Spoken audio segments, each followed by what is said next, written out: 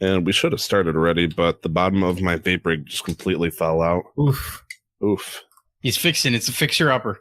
It's funny because before I used, and I still do, I use a, what do you call these things? Zip ties to hold it in place. But that was when it was missing 2 out of the 4 screws. All screws have now migrated south for the winter. So this thing is just being held on purely by this single piece of plastic, and I don't think it's doing me any solid favors. It's comedic at best. Oh, jeez. Okay, anyways, I won't vape. There you go. And all right, I'll just quit. Yeah. Stone Edge. Or Stone Edge, Straight Edge. Straight Edge is the Pokemon move.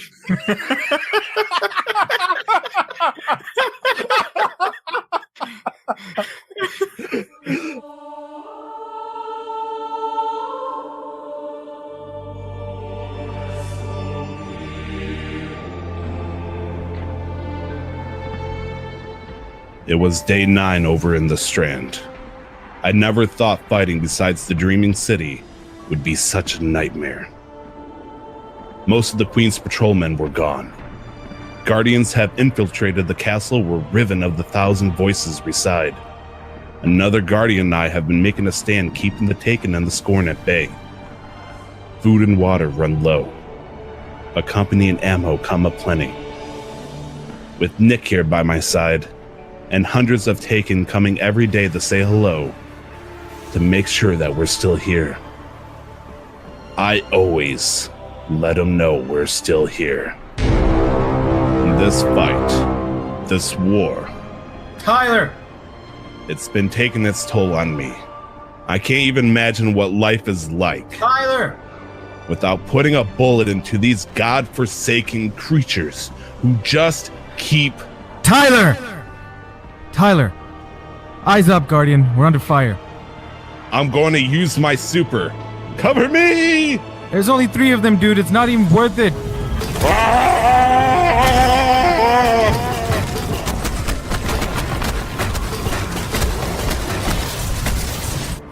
Another day's work. You just wasted your super. What if a boss comes in? That's what this legendary auto rifle is for. Tyler, that's an exotic. We need to stop getting the World of Warcraft colors mixed up. Wait, here comes more. There's at least 20 of them. Is that a purple Ingram over there? Holy crap. I haven't gotten decent loot in days. I'm coming for you, mama. Don't do it! Just get it from the postmaster! Guardian down. Oh, hell no. I'm not gonna res you for that one, you damn noob. Please, the walk is so far away. It is like literally 10 feet behind us. Now hurry up and help me before we're overrun and they win. It was a 500 armor piece anyhow. A rip-off. Well, I mean, maybe if you did more weekly bounties, you could finally raise your light level. Power level. Light level. Powerful gear should not be this hard to get. I mean, if you wanted a game that gives you gear easily, why don't you play Battlefield? 4th wall, dude. Grenade out. Oh, who cares about the damn walls? We've been grinding for almost 2 weeks, waiting for something new to happen, and all I've gotten to do is Crucible, Gambit, and kill thousands of Scorn. It's getting old. Oh, crap. It's an Ultra. Wow, Tyler. I'm actually impressed you know to call that an Ultra. You've really turned around on Destiny. Burn him down. Flank him. I'm going in. Damn it, Tyler, we need a hand back. Don't charge him. Fine. Guardian down. Guardian down. I hate you so much. We should have just stuck to Gambit. Maybe next time we should have waited on using our supers, okay? You dumb mother... Find a spot around the fireplace, you goons. It's time for another tale of Casual Master Quest.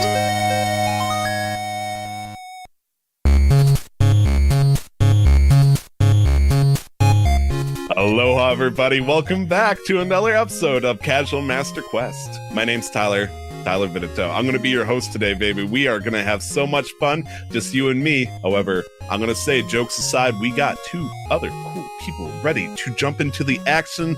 Cam, how's it going, boss? pretty good. I've been taken by Destiny, and I have no way out. I understand the quicksand idea that is Destiny is in fact a true one. There is no theory around it. It is now like Newton's law was, technically a theory for a good while, but it took like years, centuries to make that into a law.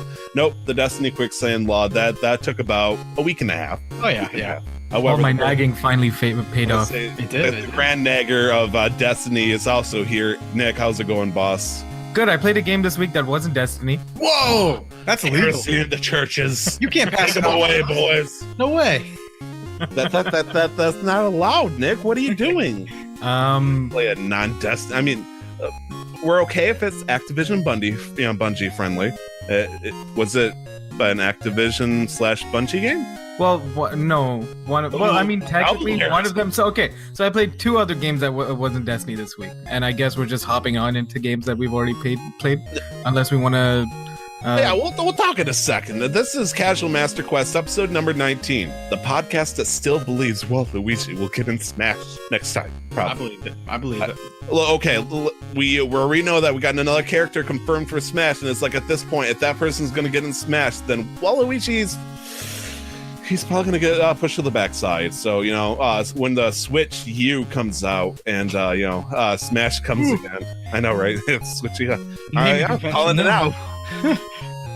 Let's talk about video games. Nick, I know you're excited. We can talk about all sorts of games, but there's one game that we all know and love, and we gotta give our appreciation instantly right here and now. Ladies and gentlemen, welcome to the Pokemon Go Watch Proverbial Minute.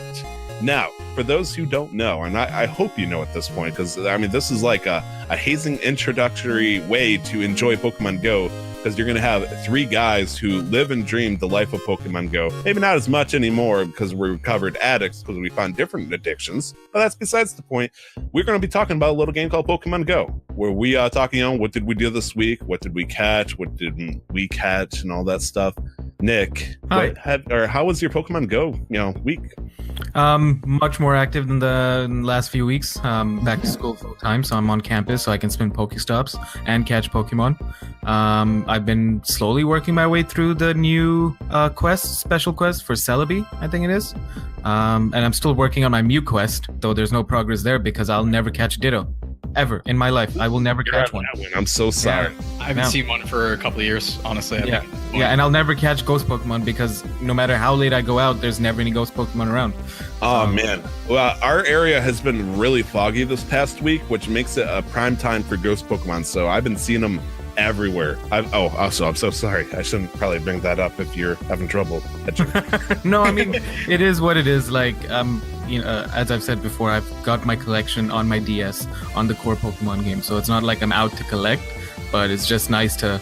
I'm a quest completer, and I just really want to complete the quest more than anything else. So yeah, but otherwise, me and my roommate are probably gonna go out and find a group to organize ourselves with and go and do the raids. That's right. You said you had a roommate that you've been consistently trading who was in Ukraine, I believe, for a little while, right? Yes. And then he just came back to Canada to, with all sorts of goodies to trade with you. I hope for, lucky Pokemon. He got me a Alolan Vulpix. Oh, yeah, that's hard to find. Cutest, arguably one of the cutest Pokemon in the game ever, especially Alolan Ninetales. Yeah, I'll second that. 100%, one of the best designs ever. I can concur with that. We got yellow Pikachu, we got brown Pikachu, but the white Pikachu that breathes ice, so good. You know what? I'm gonna take it. I'm gonna take that, Tyler, and I'm gonna accept that. Ooh, I agree. Alolan Vulpix, probably one of the cutest Pokemon. I mean, I could ask, but I feel like we'd have to think a lot because there is a lot of Pokemon to try to think of. What's the cutest Pokemon? Cam, what have you been playing for this week? Or obviously, we know what you've been playing. Pokemon Go. How's your Pokemon Go week been going? Pretty good. So we have a new event rolling around right now. In addition to the raids coming out, we do have that egg situation, which is what I've been focusing mainly on. So 7K eggs that you can get from your friends giving you gifts now can contain region-exclusive Pokemon from the first generation. Ooh. Yeah, so it's now the pressure's on, right? But the pressure's on and also the difficulty's on, because here's the reality of the situation. Niantic, and I've said this for a long time, Niantic really needs to give us a delete egg function, and it's a big problem. because if you're getting eggs you don't want, if you're getting too many of something, a good example being if you don't have, such as my case, the opportunity to spin stops often, you'll only get Alolan eggs. Because if I'm getting a bunch of gifts from friends that come so frequently that I actually don't have regular eggs anymore, and I want to be able to delete those and get regular eggs. But the problem you don't is, like Alolan meows and Sandshrews every single day? But the problem is now is that we had to, like, that went into effect at a certain time, so I had to get rid of all of my eggs Instead of having power walking. Yeah, before going to get this next batch of eggs that can have the region exclusives for a limited time. To do that, I had to spend money because I had to get enough incubators so I could actually work through my 9 eggs that were all Alolan. So I was like, oh. So your trouble with Niantic is you want to be able to delete the eggs, but right now the other option that Niantic would have to, let you deal with would be to pay them money and fix the problem. And it's like, I don't see Niantic changing that. Yeah, no, me neither. Well, it wasn't a problem until now, really. That's the thing, is there was not, until this very specific scenario, a paid solution doesn't help insofar as, like, you could pay to get rid of all your Alolan eggs, walk through them real quick, and then only go spin stops that day and hopefully get 9 regular eggs. But I remember I used to walk around for 2 hours and I'd get, maybe it took like a couple hours to get all 9 eggs. Regular, but Alolan ones, as long as you get open a gift, there's like a 70% chance or something.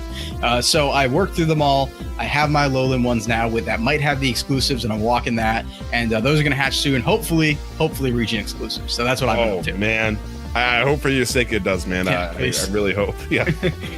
I myself, I've also been playing Pokemon Go. Shocker. Most of it, the time that I put in was today. I've tried very hard to try to get gifts out to raise the friendship level so I can get that sweet XP. Still have refused to add a friend, so I'm 2 out of the 3 for friend codes for the Celebi quest. And one day I'll change that. One day, maybe not.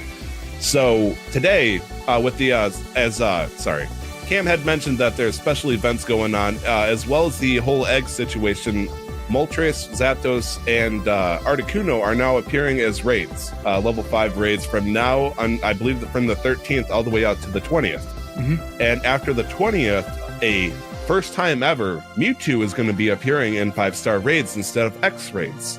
So if you've never done the whole, do the raid battle over at a specialized park area, this is near chance to finally do it on a more reasonable basis than saying, hey, you have one chance for an hour on this random time on this random day of the week. And so people are actually going to be able to catch Mewtwo a little bit more legitimately, besides being hardcore dedicated. I'm on Discord, scouting out other X raids with my brothers and sisters of Pokemon Go love and all that crap. Oh God, I'm sorry. I'm triggering myself just thinking about it. I've gotten one Mewtwo out of the whole situation, and I've never gotten one since because of that. Let's see, the XP difference right now between myself and Cam, because I'm passive-aggressively trying to defeat him in some shape or form. It's a very small and petty mental victory. Cool. 800,000, I believe. I'm a little bit under 800,000. On my end, I'm actually about to hit level 35, so that's fun. I know. I'm sure you do. You might know more than I do. Like, you are my Dinkelberg of Pokemon Go. Like, I constantly see Cam collects. This is where my level 35 would be if I had it. I think Tyler might know my EXP right now more than I do. You are definitely 1.215 or something million. Like, you are 40,000 or less away from hitting the next level. We're approaching stalker levels of Pokemon Go. Nice. I mean, it's so easy. The benefits of being, friends with Cam on Pokemon Go means I get this look every single time I get on, and it's fantastic.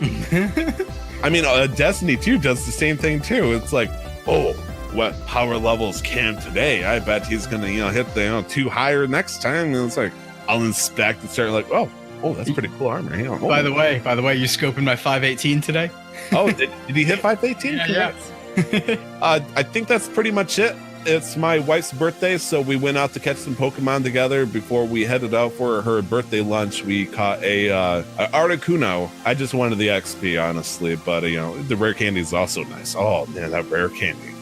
But yes, hopefully in next week we will be able to start catching Mewtwo in raids.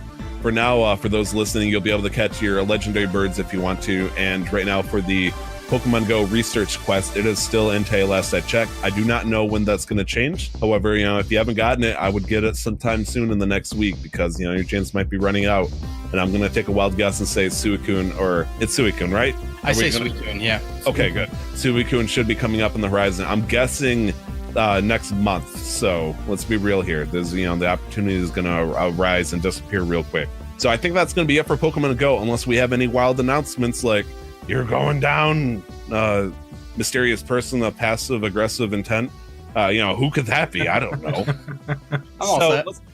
Let's talk about games that we've been playing. Cam, I'm gonna look at you now. You are moving. You are happy. You are smiling. What have you been playing, my friend? So Destiny, but we talked about Destiny. So all I'll say for that is I'm working through my weeklies for the first time. I'm doing weeklies and dailies and figuring that whole system out, and having trouble with something right now. There's a thing called the Ascendant Challenge that I'm really, really struggling on and can't beat. So I might need to do that with somebody because I'm having a lot of trouble.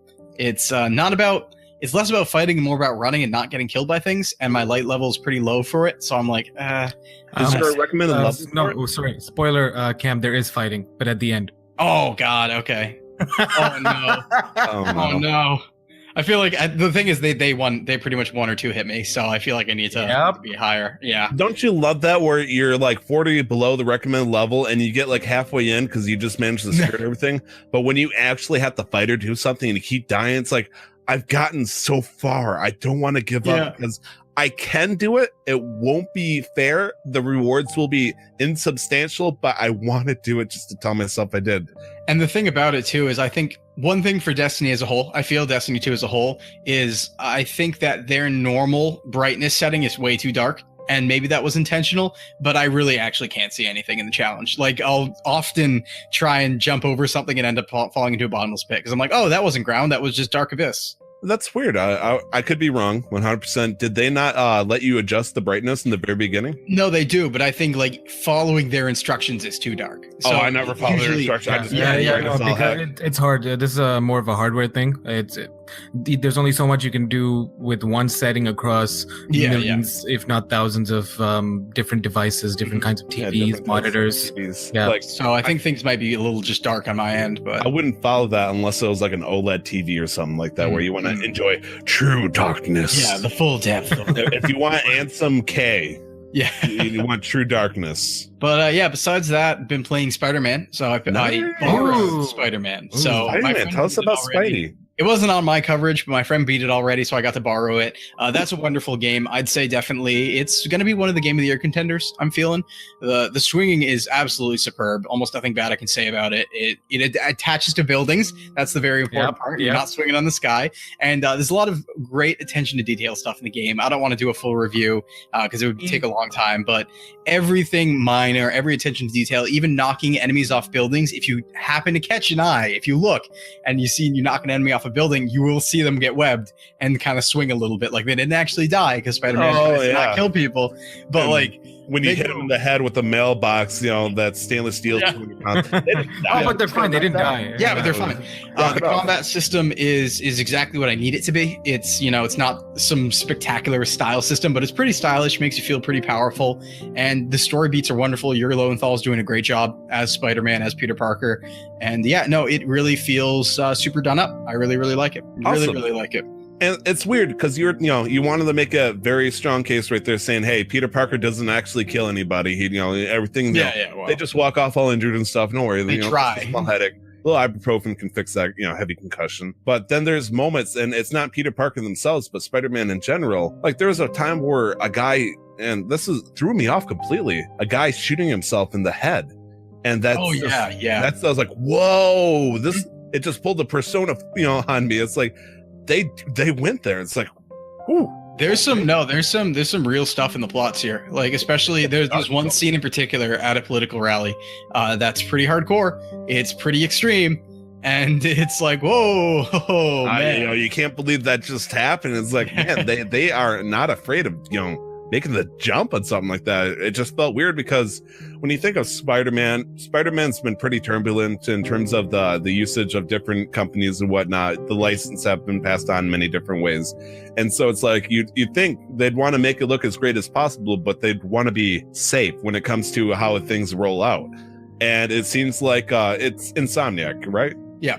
Insomniac decided, no, we are not going to play it safe. We're going to take some risk. We are going to face potential hostilities, but they do it so well, and I think they're very crafty with how they handle things. I think that's the cool things too, is you can see in the gameplay that it was meant to be accessible. So there's a couple things, like there are puzzles, but some of the more extreme ones you don't have to do. You can skip them. Like, it is meant to be accessible to everybody, but in terms of story content, like, they're telling you a story and you either jive with that story or you don't, which I'm personally jiving very, very well with it, because I really like the idea of like just Peter going around like, oh, I gotta be here, I gotta be here, I gotta be here. He has so many places to go, so many people to talk to, and he's just like, he feels like he's on his A game all the time pretty much, but in his actual life as Peter Parker, he has struggles, so he's not like infallible. That's the really fun part. So they do stuff with him when they, get to his actual life, where it's like, oh, he's going off saving crime here, but like he's overdue on rent and might get evicted. Like, it's a pretty fun sort of thing they have going on there. But yeah, overall, absolutely wonderful. And, I have an important question as somebody who has not played it. You can either say no or potentially. To avoid spoilers.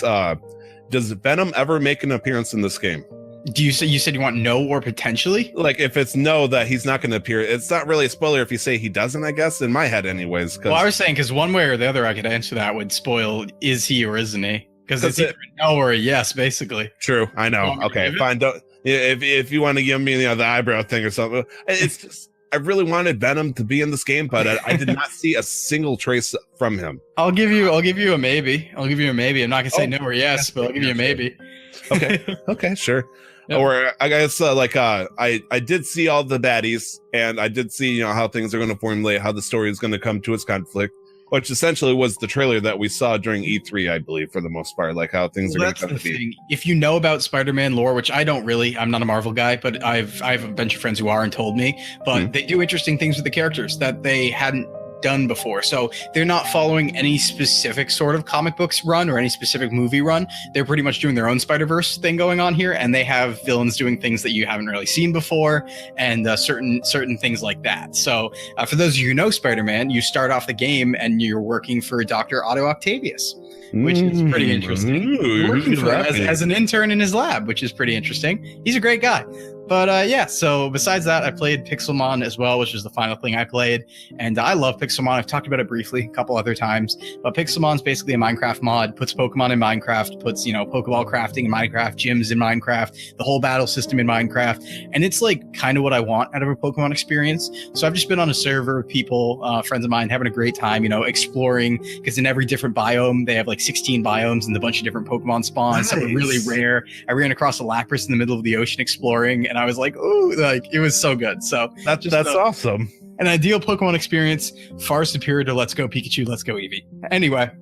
So I just want to confirm this. Was this the same playthrough of Pixelmon where somebody posted on Twitter a picture of your majestic wooden house on top of the hill? Yeah, they posted my box. So I'm terrible at building. I have no crafting sense whatsoever.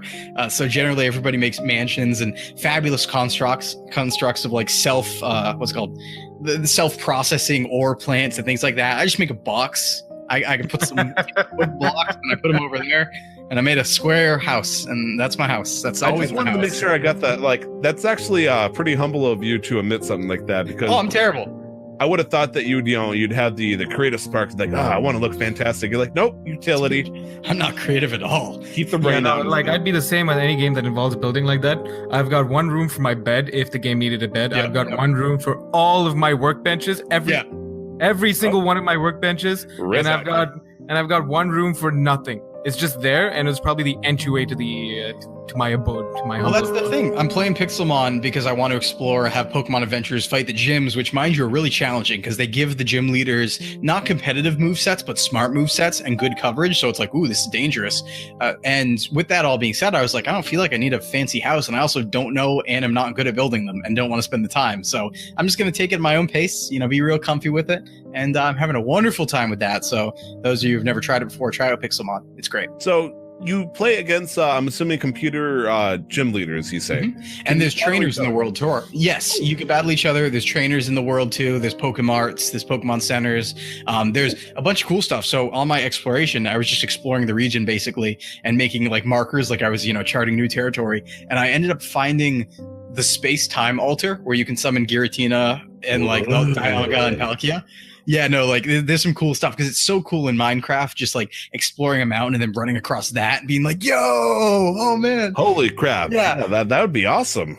Yeah. Can you trade with the other players in the server? Yep. And you can breed, you can do everything. You can breed, you hatch eggs, That's it's sick. full. It is full. Nick, you say you don't play Minecraft, correct? Yeah, but I might pick up Minecraft. I was gonna say, do you want to do something here? Because we can, make the jump. Listen, all I'm saying is if you guys want to, I don't know. I'm not the owner of the server, but I could ask because it's very easy. He has a mod pack. He mods Minecraft himself. All you need to do is just basically download his pack, download a launcher, and you can be on in 5 minutes. Cam's got an in. Yeah, please whitelist us, dude. All right. It's funny because this reminds me of another time with Minecraft. I wanted to get onto a server. It was a vanilla server, as far as I can tell, and they had a lot of problems with trolls and whatnot. So they basically had to make you do an application to get into this. Yeah, I've done that. And they accepted me, but I was thrown off because I was like, they're not going to accept me because like one of the questions is like, why do you want to join this server? And in general, why do you like Minecraft? I'm like, oh boy, 500-word essay. I just typed in, I like to dig. And there you go. They let me in based on that. I was like, okay, sure. It's like, hey, I love digging, and that's what I did. Well, that's one thing where I do resonate with that because I do treat myself a bit like a mole person because you will see, here's the thing, that box that you saw was my house. Coy move. But I always have an underground area that's like barely accessible where like I have a mine shaft. So like that tiny little house has a mine shaft that's just like 9 by 9 that goes down just all the way to bedrock and then branches off into a bunch of different mines. So like I'm an underground boy is what it is. That's my favorite thing to do in Minecraft too. Is like make a 3x3 house, make it standard wood, windows and stuff, and then just put a little like ladder that leads down. All of a sudden, giant fortress. Just whoosh. I was like, oh. When I was on whitelisted servers and stuff, that's actually how I used to play, and why my building. One of the reasons why my building style is very easy was just because I'd hide my entrance. So I'd have a 1-block entrance in the underwater to my base or something like that. Where I remember distinctly that one of my first biggest servers, we made a place called Brome that was like Bro and Rome together, and there was just a little island. Yeah, one in Brome. And like 6 blocks off from the island, if you went down, there was just a 1-block opening, and if you dove down there and then took a right path, you get into my base. That was the only way in, only way out. And I just hid stuff basically. It felt like it was needed because if you didn't do the right mod to like townie or something to protect your property, anybody could just come sweeping in and just loot all your stuff and destroy it. Exactly. There was also a time where I was a mod for a large Minecraft server, and just like people messaged me like somebody destroyed my house. And so I would hit it. I would see who the person was with this mod, murder them, like by AKA banning, and then send it back. Yeah, but then I also realized I could do it against myself. I realized later that the admins could see what I was doing. I would put like 50 diamond blocks down, mine them, use this thing to roll back the thing and keep the item. And then just one day they come to visit my house, and I just have this 200 block high pillar of diamond blocks, and it's like, where did you get all the diamonds? So I was like, I love to dig. I love to dig. I love to dig. And eventually they looked at the account logs of me, doing rollbacks, and it's like, Tycho 2000 rolled back 50 diamond blocks. Tycho 2000 rolled back 50 diamond blocks. God. Okay, I might have deserved that. That's okay. You got me. Nick, I know you said you played something besides Destiny 2 Forsaken. What was it, man? So the main game I was referencing was Battlefield 5. Wait, that's an Activision game. What are you talking about? I played that too. Battlefield, right? Or is that EA? No, it's EA.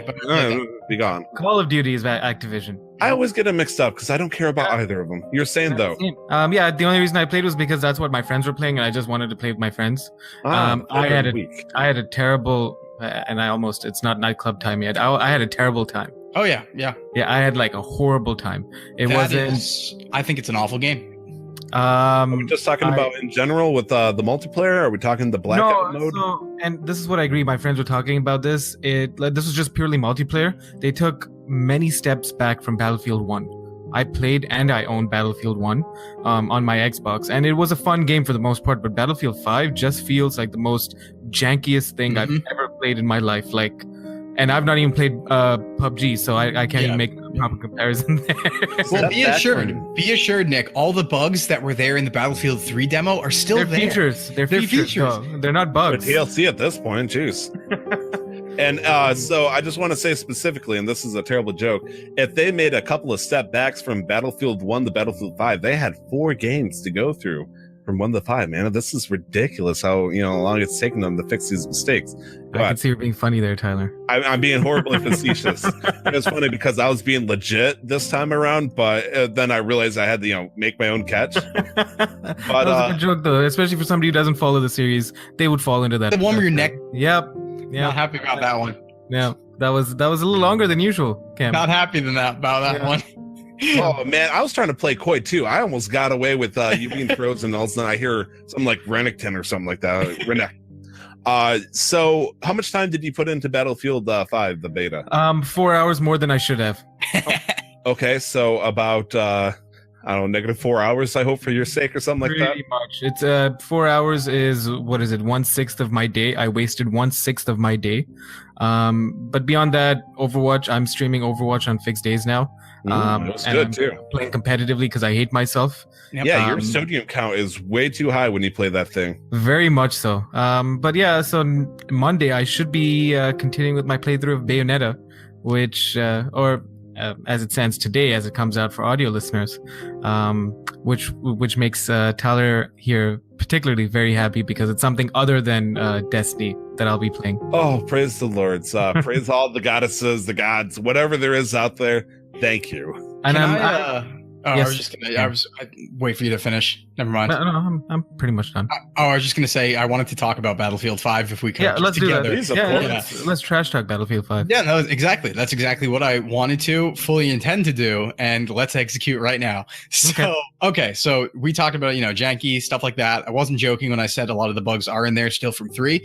Some of the ones that you can even still see. So like the crane neck thing was still there on PC for me. The fact of your torso snapping backwards was still there for me. Like ammo floating into guns was still there. It's just a bunch of wild stuff. It felt like a Chinese knockoff, like a Tencent Chinese knockoff of Battlefield, just because of how jank it was. I really, didn't have anything good to say about it. It did feel like they rolled a lot back. It's not the Battlefield that I remember. It's not even really the slow-paced combat in many cases that I liked about early Battlefields, and just things that are just as gross as I play support, and used to be that you take out your big ammo crate and you hunker it down. You're like, there you go. Now you have these little ammo pouches you just peg people with. And sometimes you miss and they just roll off to the side and it's restocked and it's so sad looking. The worst part is for beta, I picked the medic class because I've now become a healer main somehow all of a sudden. Good. But yeah, no, I picked the medic class and I can't heal people. The medic class in an open beta, doesn't come with the medical pouches or the medical crates pre-unlocked. You have to play the beta to unlock them. Oh and god. That was so the medic class, for their special gear, you start with a grenade launcher instead of a grenade or something else, or ammo pouches instead of med kits. I can't understand. Just shoot them until they stop bleeding. That usually fixes it, right? Okay, well, actually, on that same note, I do want to say that support class traditionally has an LMG and a shot, like an LMG or a shotgun or something like that. Let's say for me it was trench shotgun, yeah. Which is fine, but give us our main our main thing, and then give us a support thing. Do you know? Well, that's what I'm going for. No, that's fine. The problem is the LMG they start you with as a support has a 25 round mag. Why is it an LMG then? Yeah, that's my question. I was like, huh? What would be the average size? I mean, is it even a clip versus a giant? It was just an LMG would be about 100 or something. At the very least, a small LMG clip would be 50. Yeah. Yeah, that's a small LMG clip, right? Then you're looking at upwards of 120, 130 maybe. I don't know. It was just overall a terrible experience, and unfortunately, I think it's on my review schedule, so I might have to try and weasel out of that. Oh man, get excited, get hyped. But yeah, besides those games, I've been me and my buddy have been taking the grind in Destiny slow. Also I want to say 518 LOL 531. Oh, how though? I've actually gotten really lucky with my RNG one day, and I was just getting targeted upgrades for every single slot, and then after that I just got heavy weapon after heavy weapon, and then chest pieces after chest pieces, so I wasn't really climbing up anywhere. Yeah, because I'm sitting here with about 70 edge transits, and yeah, it's the best in the game. It's the only gun in the game. It's the only gun. I don't know how you're using any other gun except for edge transit. Oh my god. I finally got actually the Tiger Strike or whatever it's called, the auto rifle, which Tiger Spike. Yeah. Tiger Spike. Yeah, I'm so super happy about that because I was rolling with a sidearm and something else that wasn't working out. I didn't have a good combo with what I had, so now I do. So I got a really crappy roll on my Tiger Spike. That was my first one, so I'm not too happy about that. But I've gotten some pretty decent rolls otherwise. So Okay, Nick, I'm going to ask you to take a seat. You can take off your headset if you want to. You do whatever you need to. Cam, as somebody who just started playing Destiny 2, what have you been doing to raise your gear level? Right. Okay. So I've been doing the dailies and the weeklies, just like I should be doing. Hopefully, The Patrick Bench ones? Well, just all of them. So I'm doing Crucible, I'm doing Gambit, I'm doing daily heroic story missions, I'm doing everything that has the shiny dot on it that says "Do this, get powerful gear." I'm doing. I'm having trouble doing some of the stuff from the city, from the Dreaming City, just because some of that I feel like I need to be a higher level. Besides that, I know I have a boost that I can get prime engrams from. Like I see the boost sometimes during the day where it says you can get higher chance of getting prime engrams. So I've gotten a couple that way, but mostly just trying to do out those weeklies and dailies and that sort of thing. Yeah. Okay. Now, Nick, I'm not trying to disparage you, but you are a 100% in-depth encyclopedia where I only need about 4% of the information, and you're a waterfall of information. Yeah, no, that's fair. I can't handle it. It just overloads me. It's like, okay, Cam's not exactly the layman's man view of what I should be doing on Destiny 2, but he's obviously doing something right. And if I can just mimic him a little bit in the most simplest of the forms, that's So Tyler, no, so really, except for like you take away the Dreaming City, but just ignore the Dreaming City for now. Everything that Tyler should said. I be doing Crucible? Oh, you mean Cam? Just take a look at in destinations. When you hit destinations, you look at your map. You see that shiny gold, the shiny gold circle? Yeah. Yeah, those mean that you get weekly or daily bonuses there. And if it says powerful gear and you complete that challenge, that will get you the gear. So I should technically, instead of trying to do all the weekly and daily bounties that are just doing horrible things to my lower cavity. So I'm going to interrupt here. Anytime I've ever said dailies or weeklies, I've been talking about the quests on the destination overview, not the bounties. Some of the bounties some of the weekly bounties do give powerful gear, but whenever I say dailies or weeklies, I'm talking about your daily heroic story mission, your daily heroic adventure, your daily strike, your daily crucible match, your weekly 5 crucible matches, your weekly 3 gambit matches, your daily gambit match. He didn't know. Those are some of the dailies and some of the weekly bounties. One weekly bounty from Petra will give you powerful gear, I believe. Yes. Everything else gives you legendary gear. Nick. Yes. Thank you. So, wow. I may have legitimately, and I'm not going to lie, for anybody who gets to see that, I may have gotten angry and blacked out and raged for about 3.5 seconds there. I hit a point where I was rising, and I just because doing the bounties with Patrick Venge has been nothing short of a nightmare. Now, obviously, you got the weekly stuff that you can do, and obviously, there's one of the weeklies where you have to do 8 of the bounties. Yeah, and so that goes over 2 days because you do 5 in one day and then 3 the next day. Yeah. And it's been very frustrating, but if I can backtrack and go back over to Shax, if I can go back over to, do all those other people that I used to talk to during Warmine and Osiris and do those weeklies and still get the gear upgrades I need, that would be much better because the Dreaming City has been roughhousing me hard. Yeah. So a lot of them, you don't even need to talk to the people. The only people you need to talk to for powerful gear right now are Petra Venge and Ikora, right? Spider. Ikora for the weekly, for her weekly, but the Spider in the Tangled Shore gives you the different wanted bounties, and one of them, the hardest one for the week that costs I think 7 ghost fragments to get, will give you powerful gear. Everything else gives you legendary gear, so you do them for different roles on armor and weapons. Have to be my wife's birthday. But yes, no. So this is one of the things that I wanted to make sure that new people were understanding when they changed the UI. It's all the weeklies and the dailies on your destination overview. When you hold down, I don't know what the button is on controllers. It's middle pad for PS4. Yeah. It's interesting because I recognize my stage of addictions. Usually it's like a slow burn. I want to play as often as I can, as much as I can, but it's a slow burn. Right now, it feels like my addiction to the Destiny 2 is the equivalent of, it's been about 3 hours since I had my last snort of cocaine. Yeah, no, I agree.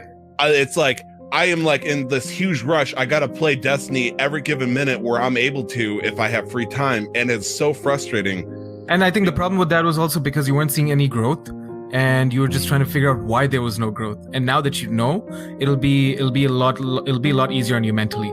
Something weird happened yesterday. I played with Nick. He wanted to do story, and I tried wanting to do story so I could catch him up to the Dreaming City so we can do this stuff together. And he was like, "Let's. Have you tried Gambit?" I'm like, "No, I'll play it." As soon as I play, about 5 minutes in, an exotic drops, and I'm like, "Nice." I still haven't seen one. I just look. I was like, "That's yellow. Is that a exotic?" Like I was just like flabbergasted. Like I can randomly get Graviton Lance? No, I wish it was the Graviton Lance. Oh man, I would do all sorts of things I can't detail for at least another 20 minutes. Right. I believe it was some kind of gauntlet piece. Like okay. I was kind of pushed off because I already had like the Ashen Wake or whatever it's called. Okay. The Ashen Wake's a terrible piece, by the way. Was it like feedback fence or something? No, like it's just bad. Feedback fence is great. It's just was it feedback fence what he got? I have no idea. I mean, I could tell you next time. I didn't delete or anything. I just kind of like looked at it, was amazed, like, holy crap, my stuff can get upgraded still by just random chance if I wanted to. And actually, you know what? I'm not even sure if it was an upgrade or not. I was just amazed an exotic dropped because that's fantastic. I've gotten 4 exotics and all of them have been year 1 exotics. Nice. You just reminded me I need to go get Zer. Yes. I forgot. The item I saw. For anybody listening, I don't know if it's already too late. It's probably too late. Zer is in on Earth. He's in the EDZ. He's on Winding Cove. Yep, very north of Winding Cove, I believe. Yep. And the stuff that I saw that he dropped, like I think it was like another auto rifle or something like that, and it was a hand cannon, exotic hand cannon of some kind. And Cam's getting excited, and it would have replaced my hard light, and I was like, no, thank you. Plus, hand cannon. But hey, that's your exotic hand cannon. Oh, Sunshot. Sunshot's a fantastic weapon. Sunshot. Yeah, no, it's an amazing weapon. It's a PvE focused weapon, great in PvP, but PvE, when you kill an enemy, they explode. And if they explode close enough to another enemy and that explosion does damage, and then that'll kill them, and then they'll also explode, and it just chains the explosions. Yeah. So if they're all weak enough, they get like one hit by the explosions, and if there are enough of them, all you'll have in front of you is a beautiful display of fireworks. Wonderful. Awesome. Fantastic. So Tyler, what have you been playing? Thank you very much. Thank you so much. Unfortunately, I'm probably the one person that's kind of like stagnating on different games, but that's okay. It kind of makes sense. I've been playing World of Warcraft. I have, ladies and gentlemen, finally hit Exalted with Argusian Reach, and I now have a level 20 Void Elf mate. Yeah. And like 6 weeks of just hate-filled grinding. It felt so good. But the moment I made the character and it's like, go out in the world, go level the young child, I immediately got off of World of Warcraft and I haven't touched it for about 3 days so far. I got to get back on. I got to get playing because I was so excited. I didn't even know what to name her. I was like I worked so hard, imagining this cool quest. I can, stream this character and all that. I had no idea what to call her. I made some random bullcrap name from a generator, but I was happy with it. So I got that. I'm excited. Over on the Persona 4 front, I have made amazing progress. And Cam, would you say it's safe to talk stuff that would be considered spoilery territory? That game is 10 years old. Okay. Although Persona 4 Golden's not, but that like 2012, right? So it's been 6 years. I would say after 2 years, it'd start to get to open. It's fine. Just people tune off. We're gonna talk about Persona. So I don't remember. I think last time I was going halfway through the heaven area. I have defeated Namatame. I've gotten to the point where I realized that he's not the actual crook. Mm-hmm. He's technically the crook, but let's be real. His reasoning was off and he was an idiot, but otherwise he was a good guy. And, it's like, hey, let's start, here's a list of 8 people that you think you might be a troublemaker. 7 of them are your own team, and then 2 of them's like your father. 1 of them's your 6-year-old sister. And then there's just 1 person that just seems kind of a little out of the blue. It was Nanako. Yep, it was totally Nanako Dojima. She put herself, she tricked Namatame to, kidnap her, when in fact it was the killer all along. There's a really good image of selecting, it's like an image macro of selecting Nanako, and then the next selection, the next screen is her face all contorted, like you should have stopped there, big bro. How'd you find out? But yeah, it's not Nanako. But I discovered it was Adachi, and they did, I'd say, a good job, but I feel like it was just more like sporadic. It didn't, take hard to make him look like an aloof, just, funny go-to character. And of course, the moment we suggest that he might be a naughty boy, all of a sudden, light switch flips. Suddenly, he's not, the happy-go-lucky person. He's actually, in fact, potentially maybe a killer or something like that. Yeah, maybe. And so I'm in the process of what they call the Seekers of Truth segment, where you're trying to piece together how the heck to find Adachi in the Midnight Channel. Yep. And so I haven't done that yet. I haven't seen where Marie has a correlation yet, but I'm assuming she's going to make an appearance in a deeper form soon. Is that the case, or is this a wrong dungeon? So remember, Marie is added for Golden. Yes. So the original Persona 4 ends with Adachi's situation. But really? So when it I know we're going to talk about the gas station attendant guy. Yeah, that's what I was going to say. Yeah. Okay, so Marie is more correlated with him? Mm-hmm. Okay, so that if I were to meet with her in any dungeon situation, it would be at the very end then. Yeah. Okay, so Adachi's pretty much by himself and for all intents and purposes, Adachi's the villain. Okay. Yep. But then Golden's like, LOL, this isn't even my final form? Everything. So both Golden and the original did this, but they do it differently with Marie and Golden. But basically, it's just something you can expect out of Persona in general and out of SMT as a whole in general, which is whoever you think the bad guy is, there's actually some sort of evil aspect of God, humanity that's behind everything. Always. That's completely not... It's mentioned lightly once about the tale of Izanami and Izanagi or something like that. Yeah. And it just throws me off because, I looked into the wikis, I did that deep dive, I got to understand everything about Persona 4. And it talks so much about this stuff, but then it's just barely mentioned in the main storyline. And it's really frustrating, knowing that at the very end, it's not really, somebody that's mortal. It's, this legend that got trailed over the course of this entire place. You're always going to fight some god equivalent in the end of a Persona game, pretty much without fail. Oh boy. And I just want to confirm this. I believe the final time that I can complete the dungeon by is December 23rd. And people told me, or the guides told me to specifically do it like either on the 22nd or on the 23rd. That way you can do the Christmas event or something like that. Do you have any idea what I'm talking about here? So Christmas, I think happens. Oh, you know what it might be? It might be that if you do it at the wrong time, it could skip Christmas. Because I was told if you do the dungeon, it'll fast forward to the 23rd. So yeah, that's true. So if you're trying to eke out as much time as you can, that would be smart for that one. I'm trying to remember how that works. It's been a few years since I last played it. Because I feel like I'm in the position, because I'm playing it on easy, that I pretty much can steamroll it, so I don't really need to burn out the days. Plus, I'm maxed out on all my stats. Oh, okay. I mean, if you want to go for it, then you can. But the only thing I can do really is social links. But I don't know how well it's gonna give me time to just run around and talk to the Risei anymore. Well, you can always see a little bit more of their story. Fair enough.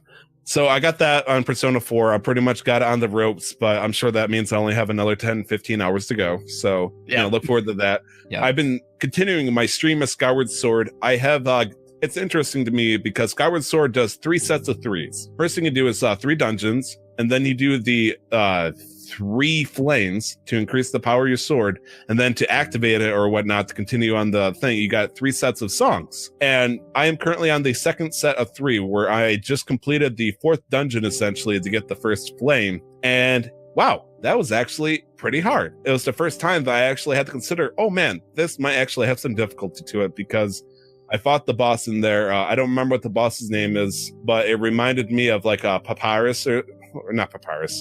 What is it? The main final boss of Curse of Osiris. Oh, Panoptes.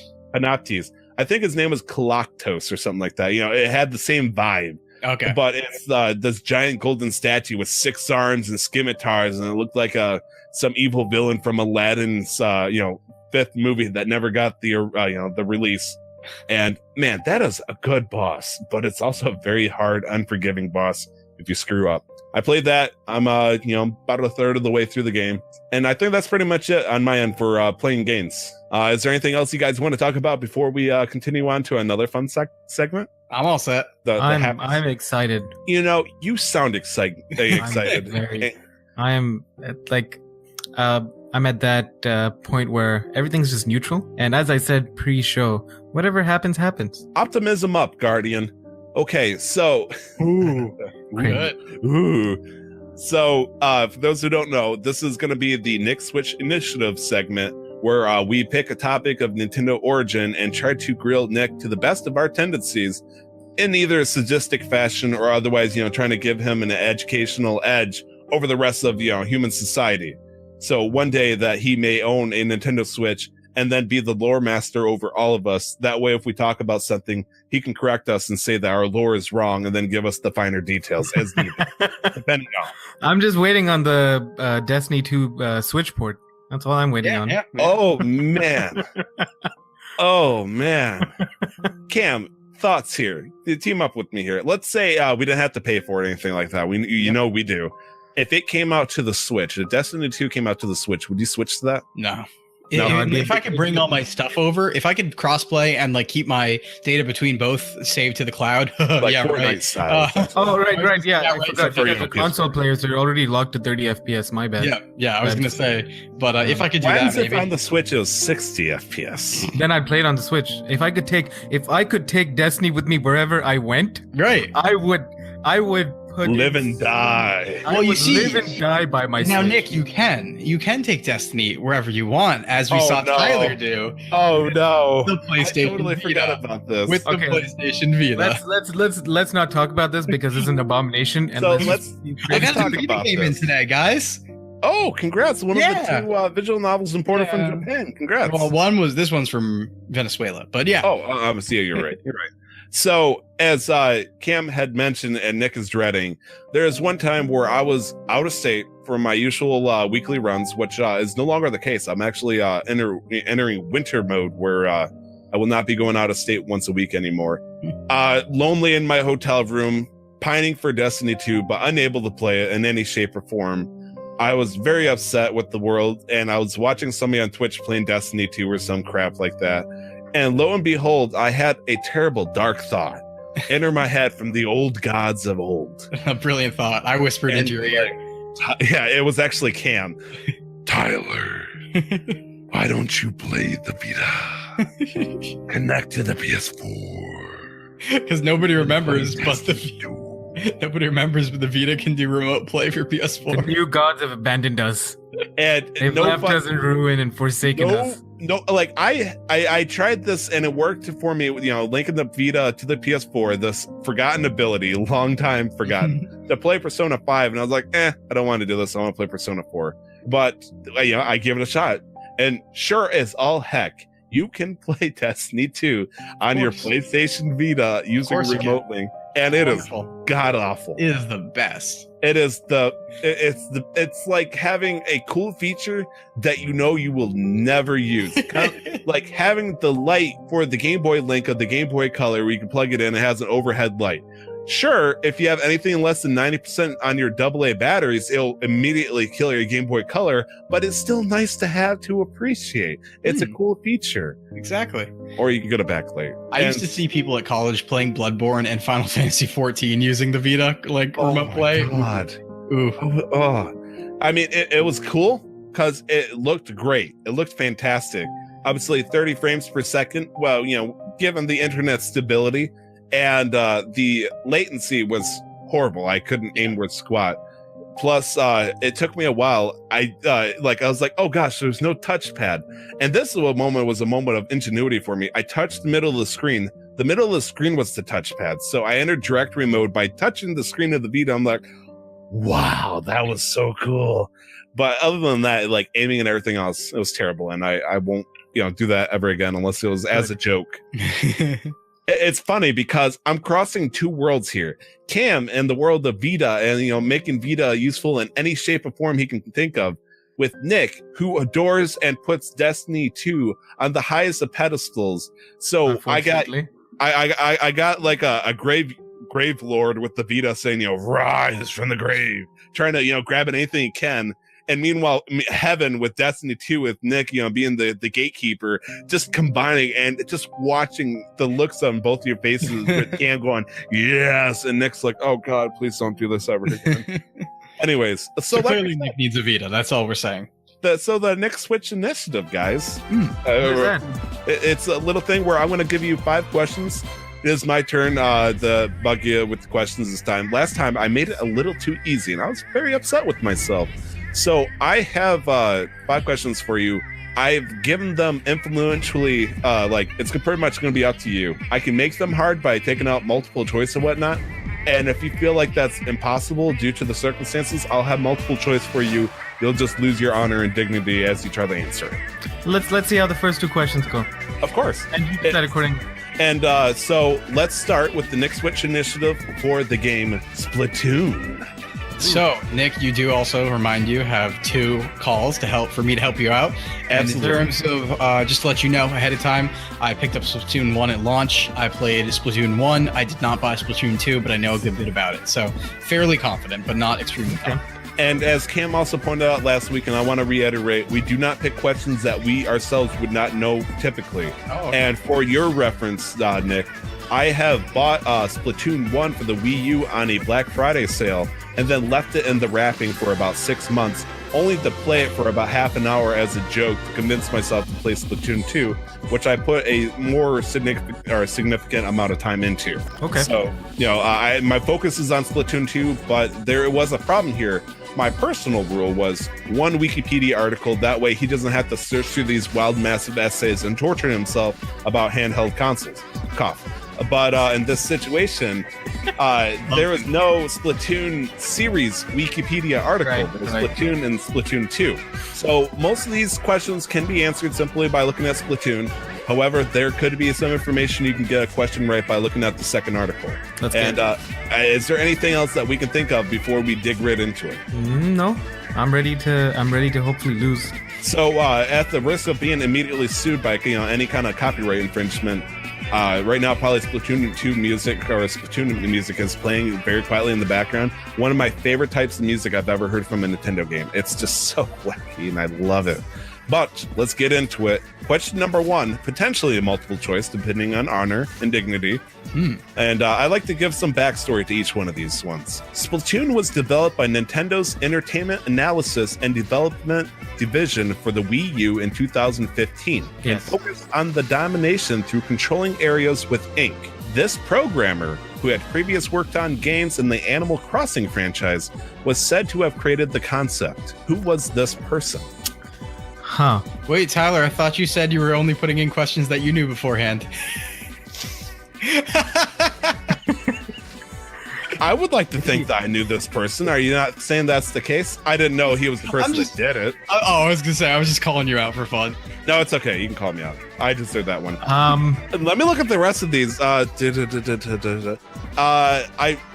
question number 1, probably wouldn't have known. Question number 5, I should have known, but let's be real.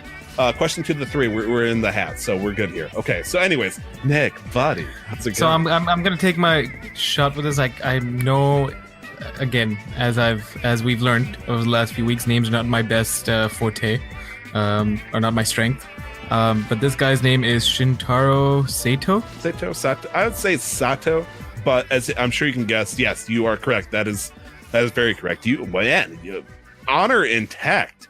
Shintaro Sato was the person that, in the Wikipedia article that apparently had come up with the concept of, instead of shooting each other to death with bullets and whatnot, use ink. And ink is a double feature to where you can cover territory and whatnot, which is the more important aspect of the main game, or the main multiplayer game in this case. So good job. Question number 1 is yours. You got 2 more to go. Question number 2. Which of these games is not an online multiplayer game in the original Splatoon game? And obviously, I can't tell you, guess without any multiple choice because I said not. So which of these 4 is not an online multiplayer game in the original Splatoon game? A, Splat Zones. B, Rainmaker. C, Battle Dojo. Or D, Turf Wars. Is there any glass shining coming your way, Cam, just in case? Yep, shing. Okay. Pretty sure. You just wanted to see if Nick was confident before you suggested anything? Yeah. Okay, cool. No, modesty. I'll take I'm that. pretty sure it's either C or D, and I'm gonna go with D, Turf Wars. D, Turf Wars. Okay. We all set with the answers then? Yes. Okay. That answer, D, Turf Wars, was in fact an online multiplayer game. It is actually the default game for both Splatoon and Splatoon 2. That's really what you play when you try to cover the entire map. So was it Splat Zones that was wrong then? Splat Zone was A, and that also is an online multiplayer game. The game that was not an online multiplayer game was called Battle Dojo. That was a local multiplayer game. Yeah, I remember seeing something about Battle Dojo, and I'm like, that seems familiar. I know Splat Zones was like one of them, and then Rainmaker because it's unusual, or like at least name-wise thematically unusual. I was like, that's probably, I remember that. So, okay. So 1 win, 1 loss. Yeah, that's still pretty good. Plus, you got 2 strikes in the hat for a Cam if you need it. Yep. Question number 3. This does not have multiple choice no matter what. Sorry. This is where the Splatoon 2 idea comes in. What are the names of the Squid Sister idols in Splatoon or Splatoon 2? I'll let you pick from either of those pairs. So I'm sure you guys they're separate pairs. So I'll let you decide which ones you want to do. Okay, so I know one of them starts with an M, and the other one starts with a C. Do you want backup? Yes, I was gonna call you in here, Cam. All right, so I would say, God, I think I know both, but I'm very, very, very confident. If you want a bonus point, go ahead. I know Splatoon 2 is Pearl and Marina, and I think Splatoon 1's Callie and Marie is what I think. I think those are. Yeah. But I'm very more confident about Splatoon 2 than I am about one for that one. So did you say Pearl and Marina? Yeah. See, Callie and Marie sounds right to me, and I want to go with that. Yeah, that was Splatoon 1. I'm pretty sure. Yeah. Just so I'm understanding the question clearly, could you repeat the question, Tyler? Is that okay? Sure. What are the names of, and I say this in quotes, what are the names of the Squid Sister idols in Splatoon or Splatoon 2? So basically, I need a pair of names from either of the games. I'll let you decide which one you want to do. Okay, so I'm gonna go with, I'm trusting my gut here, and hopefully it's got me through some rough exams. I'll say Callie and Marie. Okay. And that answer is correct. That is for Splatoon 1. It's the joke is they call her Kali in Japanese, but obviously for us it's Callie because Kali Mari, as in squid or octopus, I believe. That's funny. I get it. And of course for and then Splatoon, you have Pearl and Marina, and you're like, wait a second. Yeah, they completely changed it. They're like, oh, these people are not together at all because there's a different reference there, but. Oh, yeah. Okay, sure. So, Callie Mari are considered Squid Sisters in the first game, but in the second game, they're called Squid Idols. That's why I said in quotation marks, Squid Sister Idols. I didn't want to cause any confusion, but you guys had on the mark. So, you got 2 wins, 1 loss. So this should be pretty easy for you. Okay, question number 4. What is the source of power for Inkopolis, the Inkling City hub? Do you want honor and dignity in answering on the first shot, or do you want multiple choice? I believe it's the Great Sapfish. Okay, is that your final answer? That is indeed my final answer. Well, I'm very upset. That is correct. I figured that was going to be easy. I looked at this freaking article like, wow, it's less than like 1,000 words. Oh boy. But I figured I should, make it one of the choices. Good job checking that out. That is correct, and that does give you a 3rd win. Nice. However, for some reason, I made a note here. Question number 5. If you get this wrong, you lose a point. Oh, what? Okay, let's put that there. Oh gosh, let's do that. Let's put it into hard mode.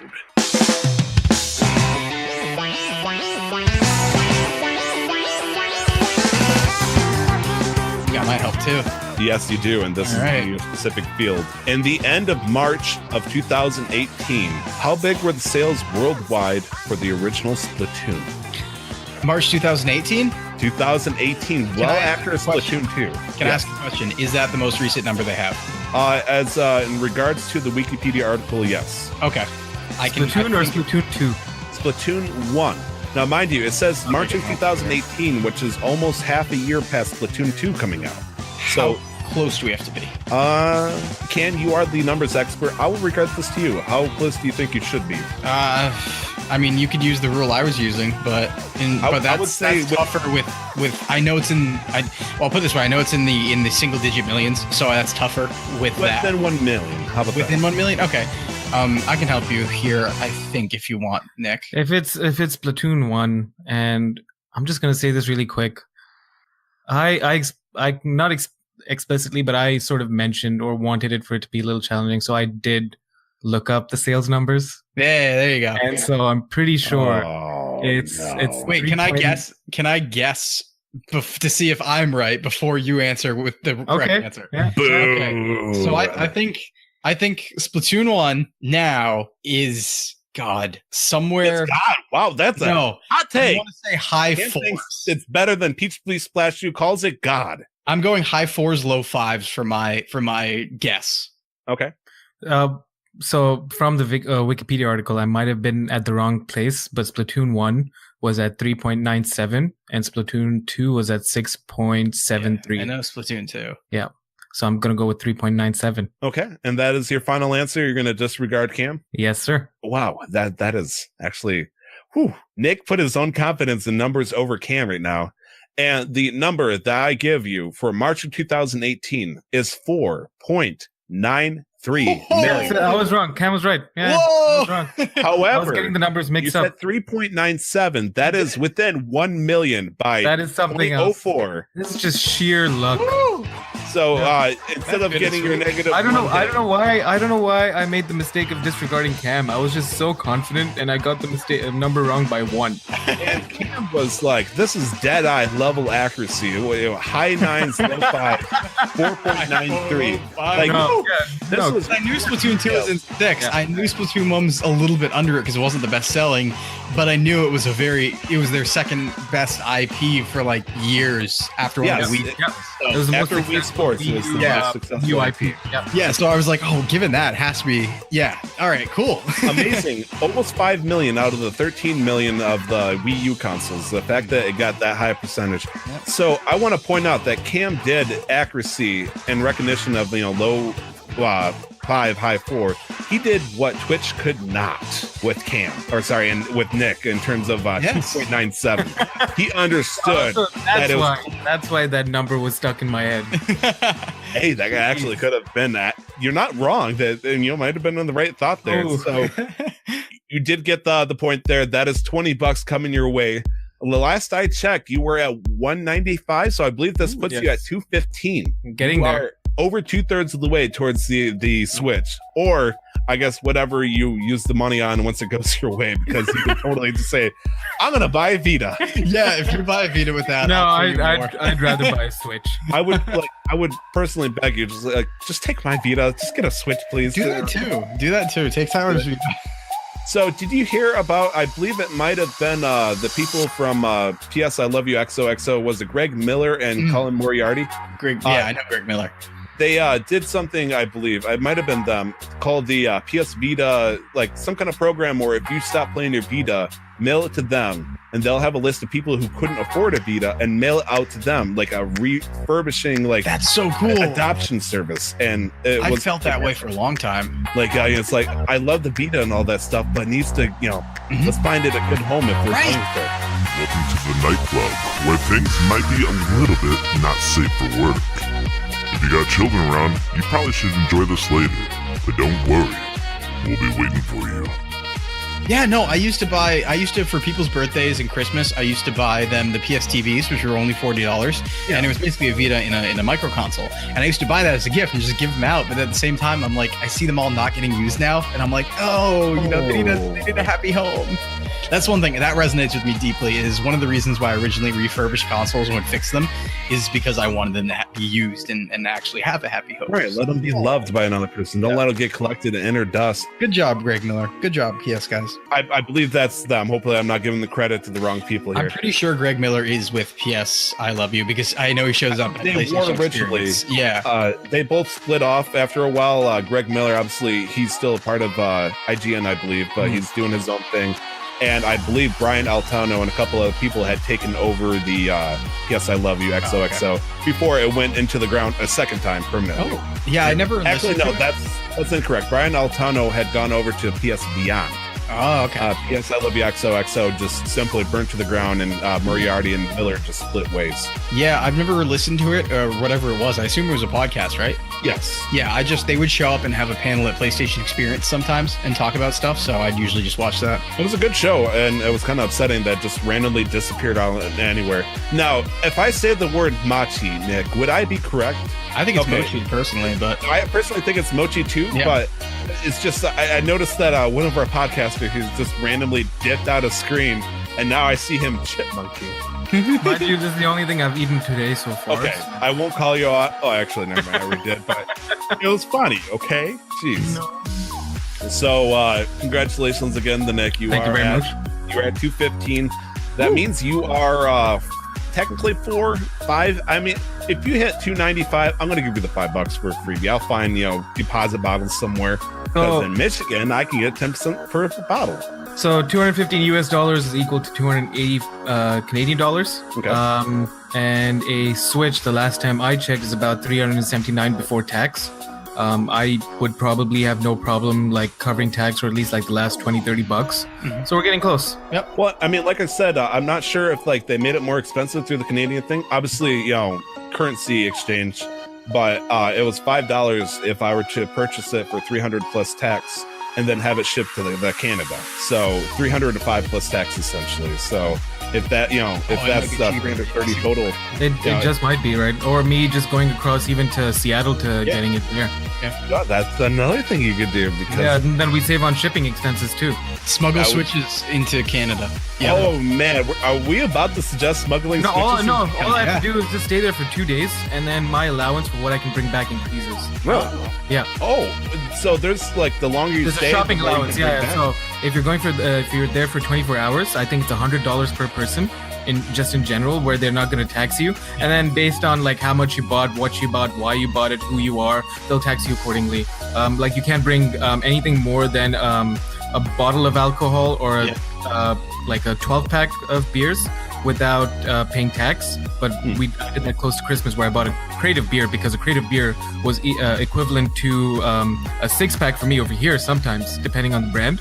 And they're like, you know what? Yeah, so it was Coors for a full 24 crate of Coors for $11.50, and over here a full 6-pack of Corona is fucking $13. Ooh. $13. No. You get excited. For a pack of Corona. I don't know if you have to worry about that though, Nick, because I don't think they've rolled out the Switch sniffing dogs yet on the border. So you might be I wouldn't have to, but like, you unless, can hide it in your trunk, hide it in the okay. wheel in the tire well, and then they'll never find it. They can't sniff it out. They can only sniff on For very PS4s. particular reasons, anytime I'm crossing into the States or back from the States, I particularly get nervous. No, So I avoid being Why would you get nervous, Nick? shifty Jeez. or nervous for any reason. So I would I tend to be quite upfront on what I'm carrying and what I'm bringing to or from. Those video game smuggling dogs can only smell PS4s. It'd be okay. And PS Vitas, because they're well, they're so rare nowadays. all those dogs are They're dead, pretty much- unfortunately. But it's like uranium. Just don't get any copies of ARMS, because the scores for that stink so badly, even the dogs can pick it up. So I can't even watch gameplay of ARMS. That's how bad I think it is. So, do they keep track of what you leave with and what you come back with? I mean, I Like, would if imagine you just they had do. a Switch in your backpack, you're like, oh, I had this the entire time. LOL. Like, I mean, I would imagine, but it depends. Like, I go across this particular area enough where there's just like, oh, what are you going down for? Oh, I'm headed to see my cousin. I'm like, all right, have a good day, stamp, and then I'm good to go. Right. So I just don't want to. I just don't want to take any chances, because they can always be the one-off. because the one time that you're like, did you pay Canadian taxes on that Switch? And they see the sweat bead just kind of drop a little bit, and like, we're gonna hold you up for 48 hours. No, at least I got that would this. actually be the worst. well, they got me crossing the Canadian border once because my iPod was connected to like a thing that I used to run it through my radio, and I had it up in the light fixture. So like there's just a wire hanging down, basically. Oh no! Yeah, so there's just a wire hanging between the top of my car and the bottom, and I did get stopped for that, and they're like, "What's that?" And I was like, "Oh, it's just my iPod, just music." Oh gosh, I've never crossed into the Canadian border before. I've never entered Canada. You're missing out. I am it was very fun. frustrated It was fun when I because I have what they call an enhanced license. Basically, I'm not sure if it's different in other states, but in Michigan, an enhanced license you can use as in lieu of a passport. Mhm. Like, I had to pass a bunch of background checks and whatnot, but basically, it shows it's enhanced. It has my fancy information on the back that they can look up instantly at the borders. Still haven't done it because I don't want to go there by myself just in case shit goes awry.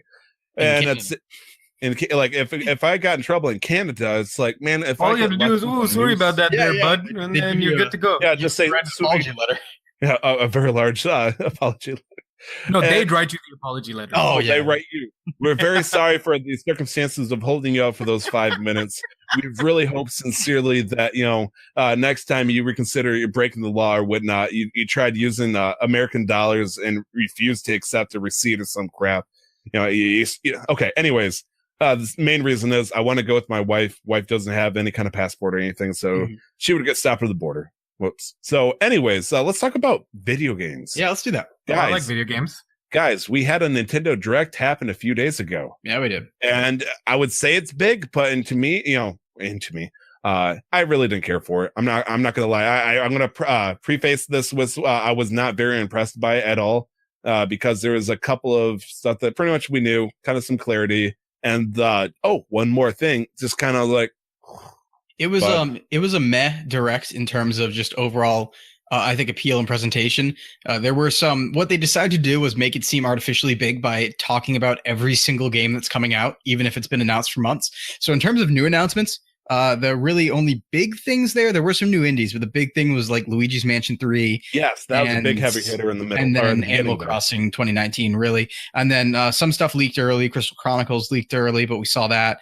All of the World of Final Fantasy coming over, Chocobo's Mystery Dungeon, and FF7, 9, 10, 10-2, and 12. Wow, it sounds like you're missing a number there. What's going on there? And so funny story about that. They're missing 8, and I think I know why. And we talked a little bit about game preservation a few weeks back, and I talked about this on Twitter. I'm very confident in the fact that Square probably lost their source code for Final Fantasy VIII. They forgot it. They lost it twice for 7. They've lost it twice. So when they were making the PC version in 97, they gave an unfinished build to the team because they didn't know where the real finished one was. They were like, oops, we lost it. Work with this. And then in 2014, 2015, when they re-released it again for PC, Steam, and PS4, they called the dude from 97 and was like, hey, do you guys have that master copy? Because we don't. So they probably don't have it. That's all I'm saying.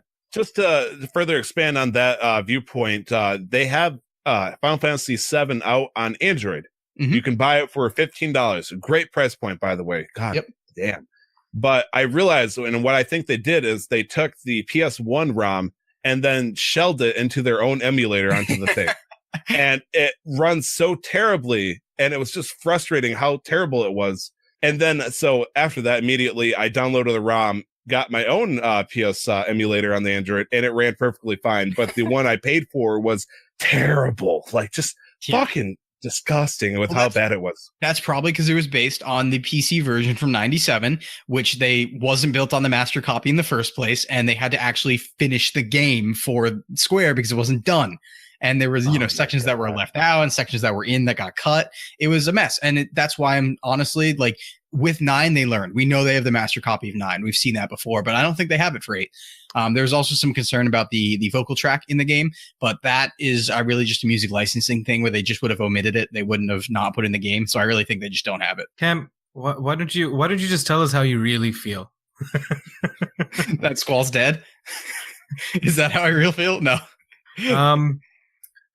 For me, a pleb who doesn't really pay attention to Nintendo Directs a lot, what seemed to be the biggest, and I think you already mentioned, was the Animal Crossing confirmation, and then the Nintendo Online, which has been a meme this entire time, and I don't know why it didn't come out at launch, because how much... For a company like Nintendo, how much capital do you actually need to get an online system set up? That's probably not that complicated in this day and age, but they're probably just forcing people to buy their system more and more, and then we made enough money finally, and now we can make an online system. Hey, Tyler, are we past the hour mark by any chance? We are 100% past the hour mark. Wonderful. Nintendo has made every fucking worst decision they possibly could in regards to online, and literally every negative decision. And I'm going to yell at them on many different platforms for it over the next couple of weeks. It's going to be wonderful. I'm looking forward to it. I'm shitting on them real hard for it. Also, there's been a lot of excitement for Katamari. Yeah. And can somebody explain why? Katamari Damacy was a PS2 game, and it was a very, very bizarre title for the time. It was very unique from what a lot of people were playing at the time, but everybody got it. It was a big cult hit, and you basically just roll around and you roll stuff up, and the ball gets bigger and bigger, and you can then pick up bigger stuff. There's many Flash games, Newgrounds games that work like it, but it's just a quirky Japanese game that everybody likes. It's a shitty arcade game that gained popularity. Katamari's fine, Tyler. It's fine. It's okay in retrospect, but a full price game, no. Like if it was like a $10, $15 game that you played on the PSP, yes, that's fine. And I believe it did come out on the PSP, but Like I was happy with that kind of idea, but playing it like fully on, oh boy, Cam's giving me the well, no, I'm glasses, thinking not sure if because we love Katamari was a sequel, and I don't know if that was the PSP game, or I don't remember what happens after that, or if there was a port or what. Well, my point is, playing it on a home console game, it didn't sit with me right. Now, obviously, people enjoyed it and whatnot, but it just didn't hit me the right vibes. Like, I put Katamari in the same boat as Loco Roco. Okay, that's fair. No, that's Loco fair. Roco I enjoyed. It was weird, but I also did play it on handheld once again. Obviously, I played the remaster in PS4 and it was okay, but it just had like that same what note quirky feel to it that expanded a little bit. But it's like, I think it was the King specifically. I felt like it was almost a Japanese meme just waiting to happen. Like, oh, look at me. I'm the king. I might have screwed up a little bit. LOL. And it just didn't sit with me. But yes, you said Luigi's Mansion 3, working title, is coming out. Plus, they did announce, I believe, Luigi's Mansion, the first one, is coming back on the 3DS. They had announced that previously, so we knew a bunch of other stuff was getting ported. That's why a lot of people expected 3. Did they mention 2-player mode, though? No, that was new. That was new. Yep. Where you can now play with 2 Luigis, or Luigi and Luigi's Shade, which is really his existence whenever it's a non-Luigi game, pretty much like Green Mario blur over here. So you can now play as multiplayer if you own both the copies, and if you only have one copy, then you can play the boss rush mode essentially together. Yep. There was another thing from the Direct. A little company, not sure many people have heard of it, called Game Freak. They are making a game. I've never heard of Game Freak. They're making an interesting game called. Have you not heard of Tembo the Badass Elephant? Yeah, have you not heard Sega? of Giga Wrecker, Giga Breaker? Oh God. Anyway, Game Freak's making a wonderful RPG called Town for 2019. And why do I have feelings about that? Because Game Freak's known for another little game, Pokemon, the entire Pokemon series, everything. Absolutely. I've never heard of Pokemon. Yeah, can you please tell me about Pokemon? Well, the really fun thing here, the really interesting thing here is just a thought maybe is, we look at these new games coming out. Let's Go Pikachu, Let's Go Eevee. Then you look at Town, and then you look at this alleged 2019 game. At the beginning of the game? No, then you look at that alleged 2019 Pokemon game, and I'm like, I wonder how all these pieces fit together, and I wonder how this is going to turn out horribly for us in the end. Where the fuck is my mainstream core RPG Pokemon game? Said every hardcore Pokemon person ever, probably after the stream, just shouting. That's all I want. Well, here's the thing. They had a big hiring, like they have like 300 employees, so they can work on different projects. However, that being the case, I don't trust Game Freak to work on multiple projects because they keep cutting content. Also, like, even if it's like, at least they have a resource problem. Them, but okay, sure, we can work on multiple projects, but tell us something. They also, I'm saying, I don't even know if they can. I think they have a resource problem. They cut content from games, even given the fact they weren't working on something like this previously. They've cut content, so it's like you clearly have a problem. So what's going on here? And the other thing, just want to say as a joke, they sell a feature of the game as taking place in one town exclusively, and I'm like, I don't think that's a feature. I think that's more a Game Freak limitation. But yeah. No, and also I did want to point something out from sitting on the sidelines for a lot of the Nintendo Directs. When I read this part of the article, and I'm going to read it out. Yep. Game Freak, the developers behind Pokemon, is creating a brand new RPG with the working title of Town.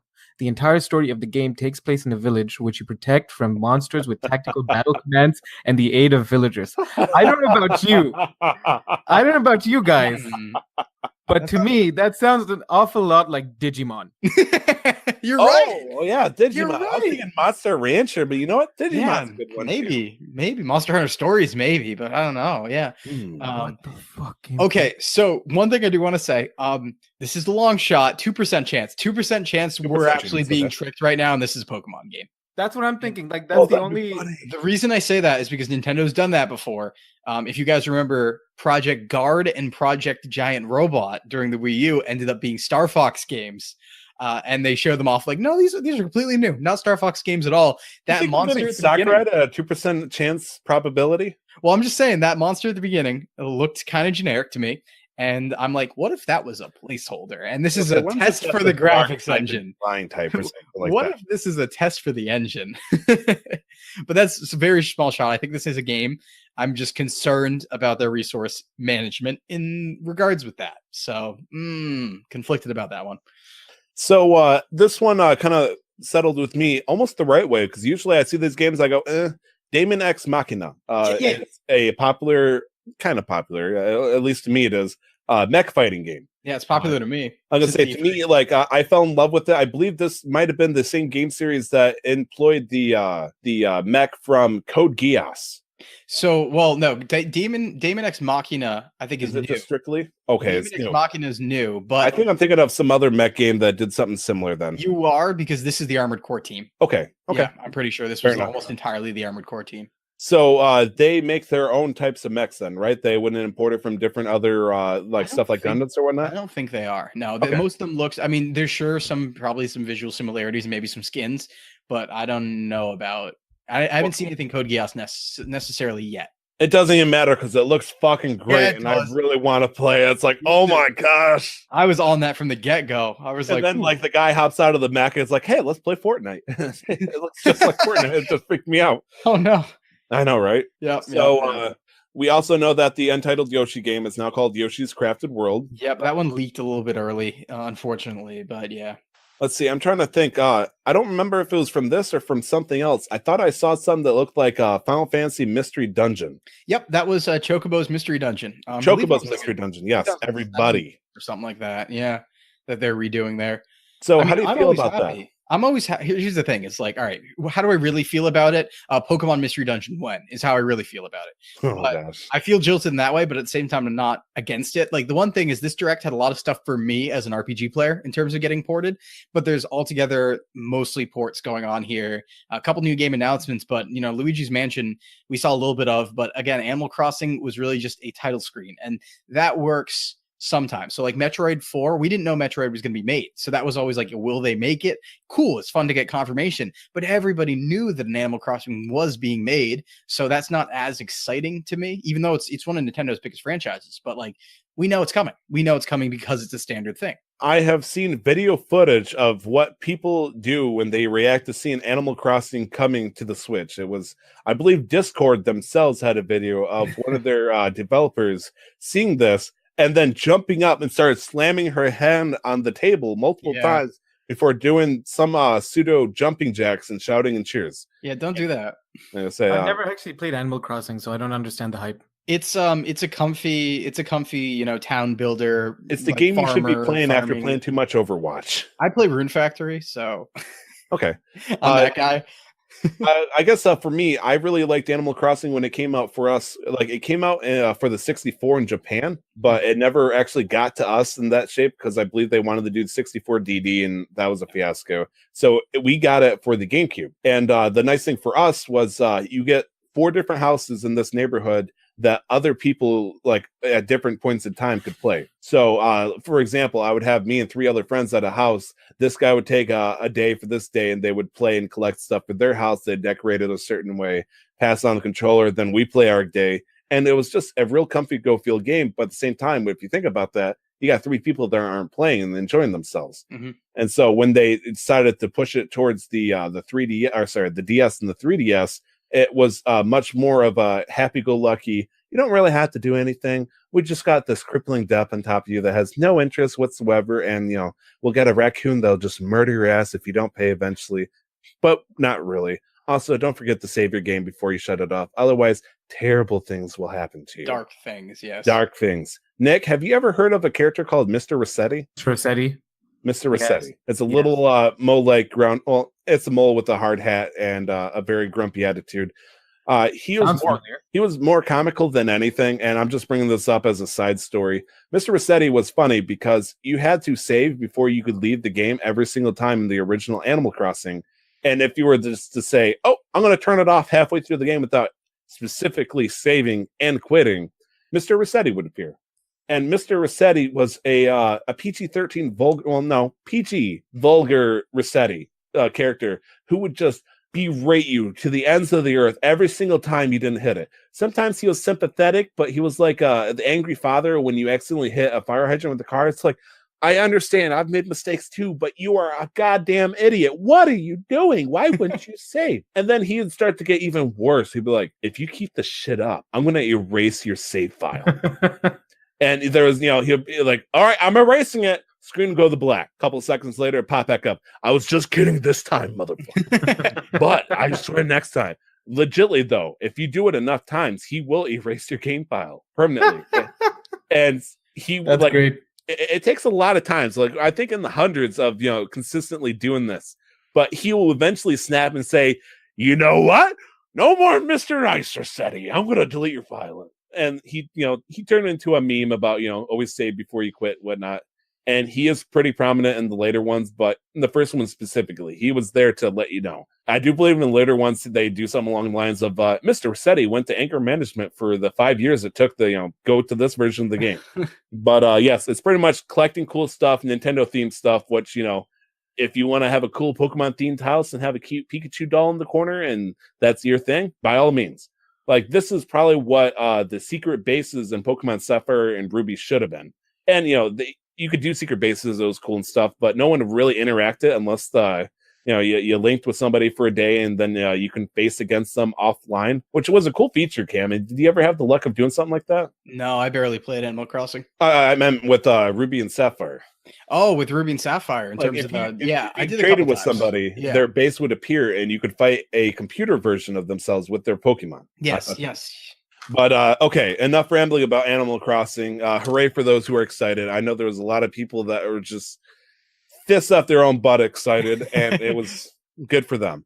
It's an enormous franchise. Like, everybody I think who isn't into it doesn't, and most people who are don't understand. I think it's Nintendo's like third or fourth highest grossing. I think it's really up there. I wouldn't doubt it, because like when people think of like big franchises, they think like Zelda, Mario. Yeah. Now Mario's obviously up there, but first one is always Pokemon. Yep. Pokemon is their highest grossing thing because they they got movies, they got trading cards, they got.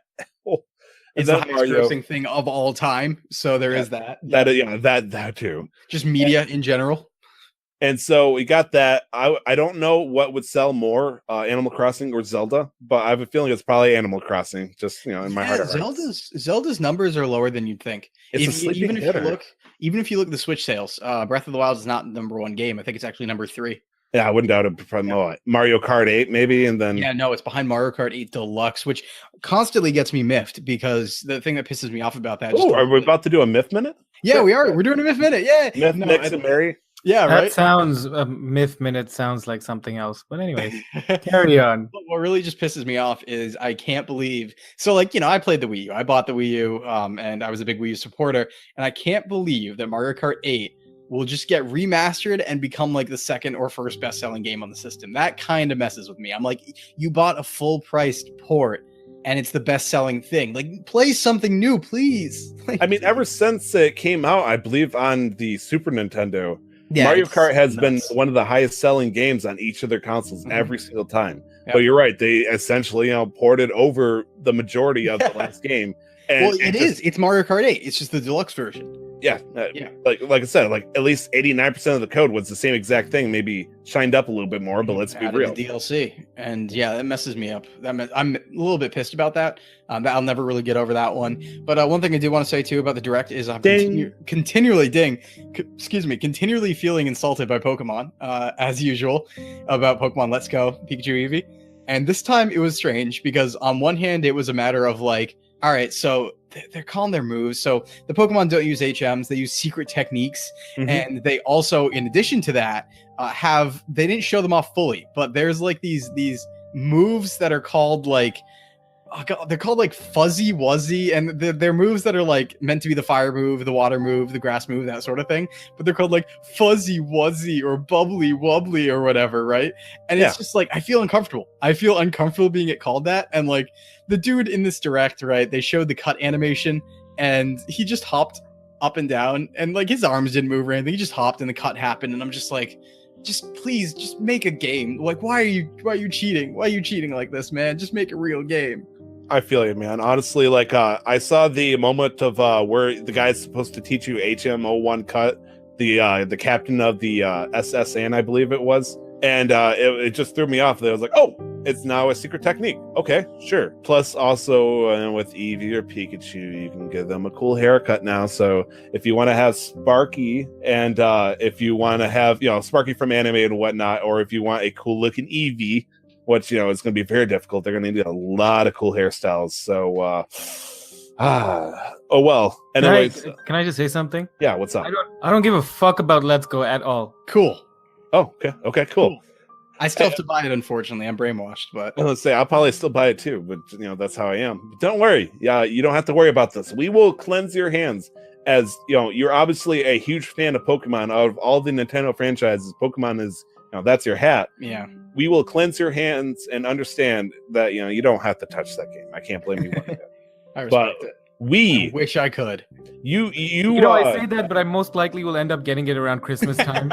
Yeah, just wait a month. Nick, you lived in Pokemon. We were born by it, raised by it. No, I'm just messing. We are. Yeah, I was. I was born with a group of Puchienas, and I was raised as a Mariana. I was never the same after they gave me Pokemon. I really wasn't. Never the same. It's all I talked about at school when I was very, very young. It became a problem with the teachers and stuff like that. So yeah, I was raised by it, very much so. Okay. Anyways, so also City Skylines coming out to Switch today. Oh, not today. Sorry. Actually, yeah, it did come out for Switch today. Oh, shit. Yeah, well, a couple of days ago when it came out, and they talked about stuff that we kind of knew already about. Super Smash Bros. Gonna come with a special bundle with Ultimate. That'll come a sweet Microsoft Paint sticker on design on the side of it. And I actually no. Let me back up a little bit here because that focus was actually on Let's Go Pikachu and Let's Go Eevee, where they have Eevee and Pikachu on the side of it, as well as fancy designs, as well as interesting looking schematics for controllers and whatnot. So that was interesting. But for the Direct specifically, they announced that not only do they have a Pokemon themed one, they now have a Super Smash Bros. One. Hey. And so I just want to say a couple of things. I'm not sure if you guys looked at it when they did this. The stylized Nintendo Switch console, the design on it looks okay. It's basically the art, put on the sides of it, whatnot. It's okay. The controller, the Joy-Con controller and the grip, they're like, we're going to offer you a Super Smash Brothers cool design, unique. Yeah. And they show 2 goddamn lines. They did it. For the 2 lines, no design beyond that, just zoop, zoop, vertical, horizontal. This is the exclusive Super Smash Bros. Joy-Con, like you wouldn't. I'm looking at, I looked at my wife. I'm like, the fuck? Yeah, I felt that too. Okay, look, they weren't wrong. So you have to understand that there's 2 things happening here. They were right that it's an exclusive design that's being offered by them. The fact is that it's shit. Yep. I could take a scalpel and run it along my Joy-Con. Tyler, I know you could, but they did it for you. They are offering you an exclusive design, so they're not wrong. But but the fact that it's a shit design is different from the fact whether or not they're right or wrong. Yeah. It's weird. I don't know if they'll sell this separately because knowing them, they probably won't. Well, I mean, luckily too. I mean, just friggin', it's the Joy-Cons and the Switch dock, 2 products that aren't the main console. So you can just, you know what I mean? Like, true. That is true. That is very true. It's a lot easier to jump essentially. I just want to point out at the same time, it's like, they're going to offer me this cool exclusive thing that was either black or gray that they scalpeled a little bit, a square inch off of each thing. And then the Pokemon side, they went all out where they give you a completely color thematics for Eevee and Pikachu on each side, which I still am okay with trash talking because I believe I described it as the Eevee one looks like it's the jelly bean you wouldn't eat as a child. No, it's the pee-pee poo-poo system. And the Pikachu one looked like SpongeBob. Yeah. Wait, what did you just say? It's the pee-pee poo-poo system. What the? Piss and shit colored. Oh, okay. Okay, thank you. Okay. I killed Nick with that one. Oh. Poo-poo. Man, now I'm gonna decide between Switch immigration or Switch smuggling from Canada or fucking pee-pee poo-poo system for the episode title. Well, see, it enables the smuggling because you have to hide things when you smuggle, and luckily it's already that color. Yeah, you got to use the pee-pee poo-poo system in order to smuggle the Switches into Canada. Yeah. Oh my goodness. I've never heard of that. It's always fucking little things that'll get me. No, I respect that. A real Yukiko moment there. Jeez.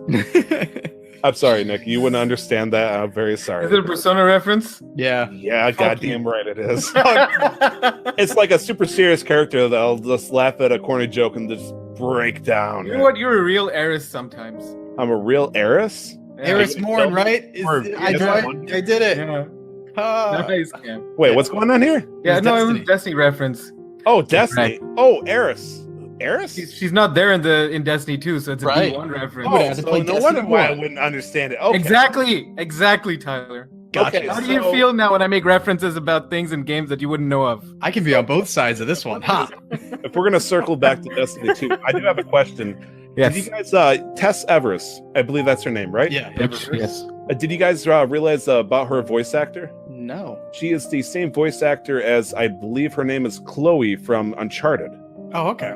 So when you think of, I'm not sure if you've ever played Uncharted, but Nadine is like, I believe from the third one, technically the fourth one for a little bit, and then the Uncharted standalone where it's Chloe and Nadine. Yeah, Lost Legacy. Yes, Lost Legacy, where she's the snarky, smart one and all that stuff. And all of a sudden I hear her saying, "Welcome, Guardian. How's it going today?" And it's like, she's nice to me. I don't like this at all. Character break. And it's like, no, that's actually Tess Everest, Tyler. It's not Nadine.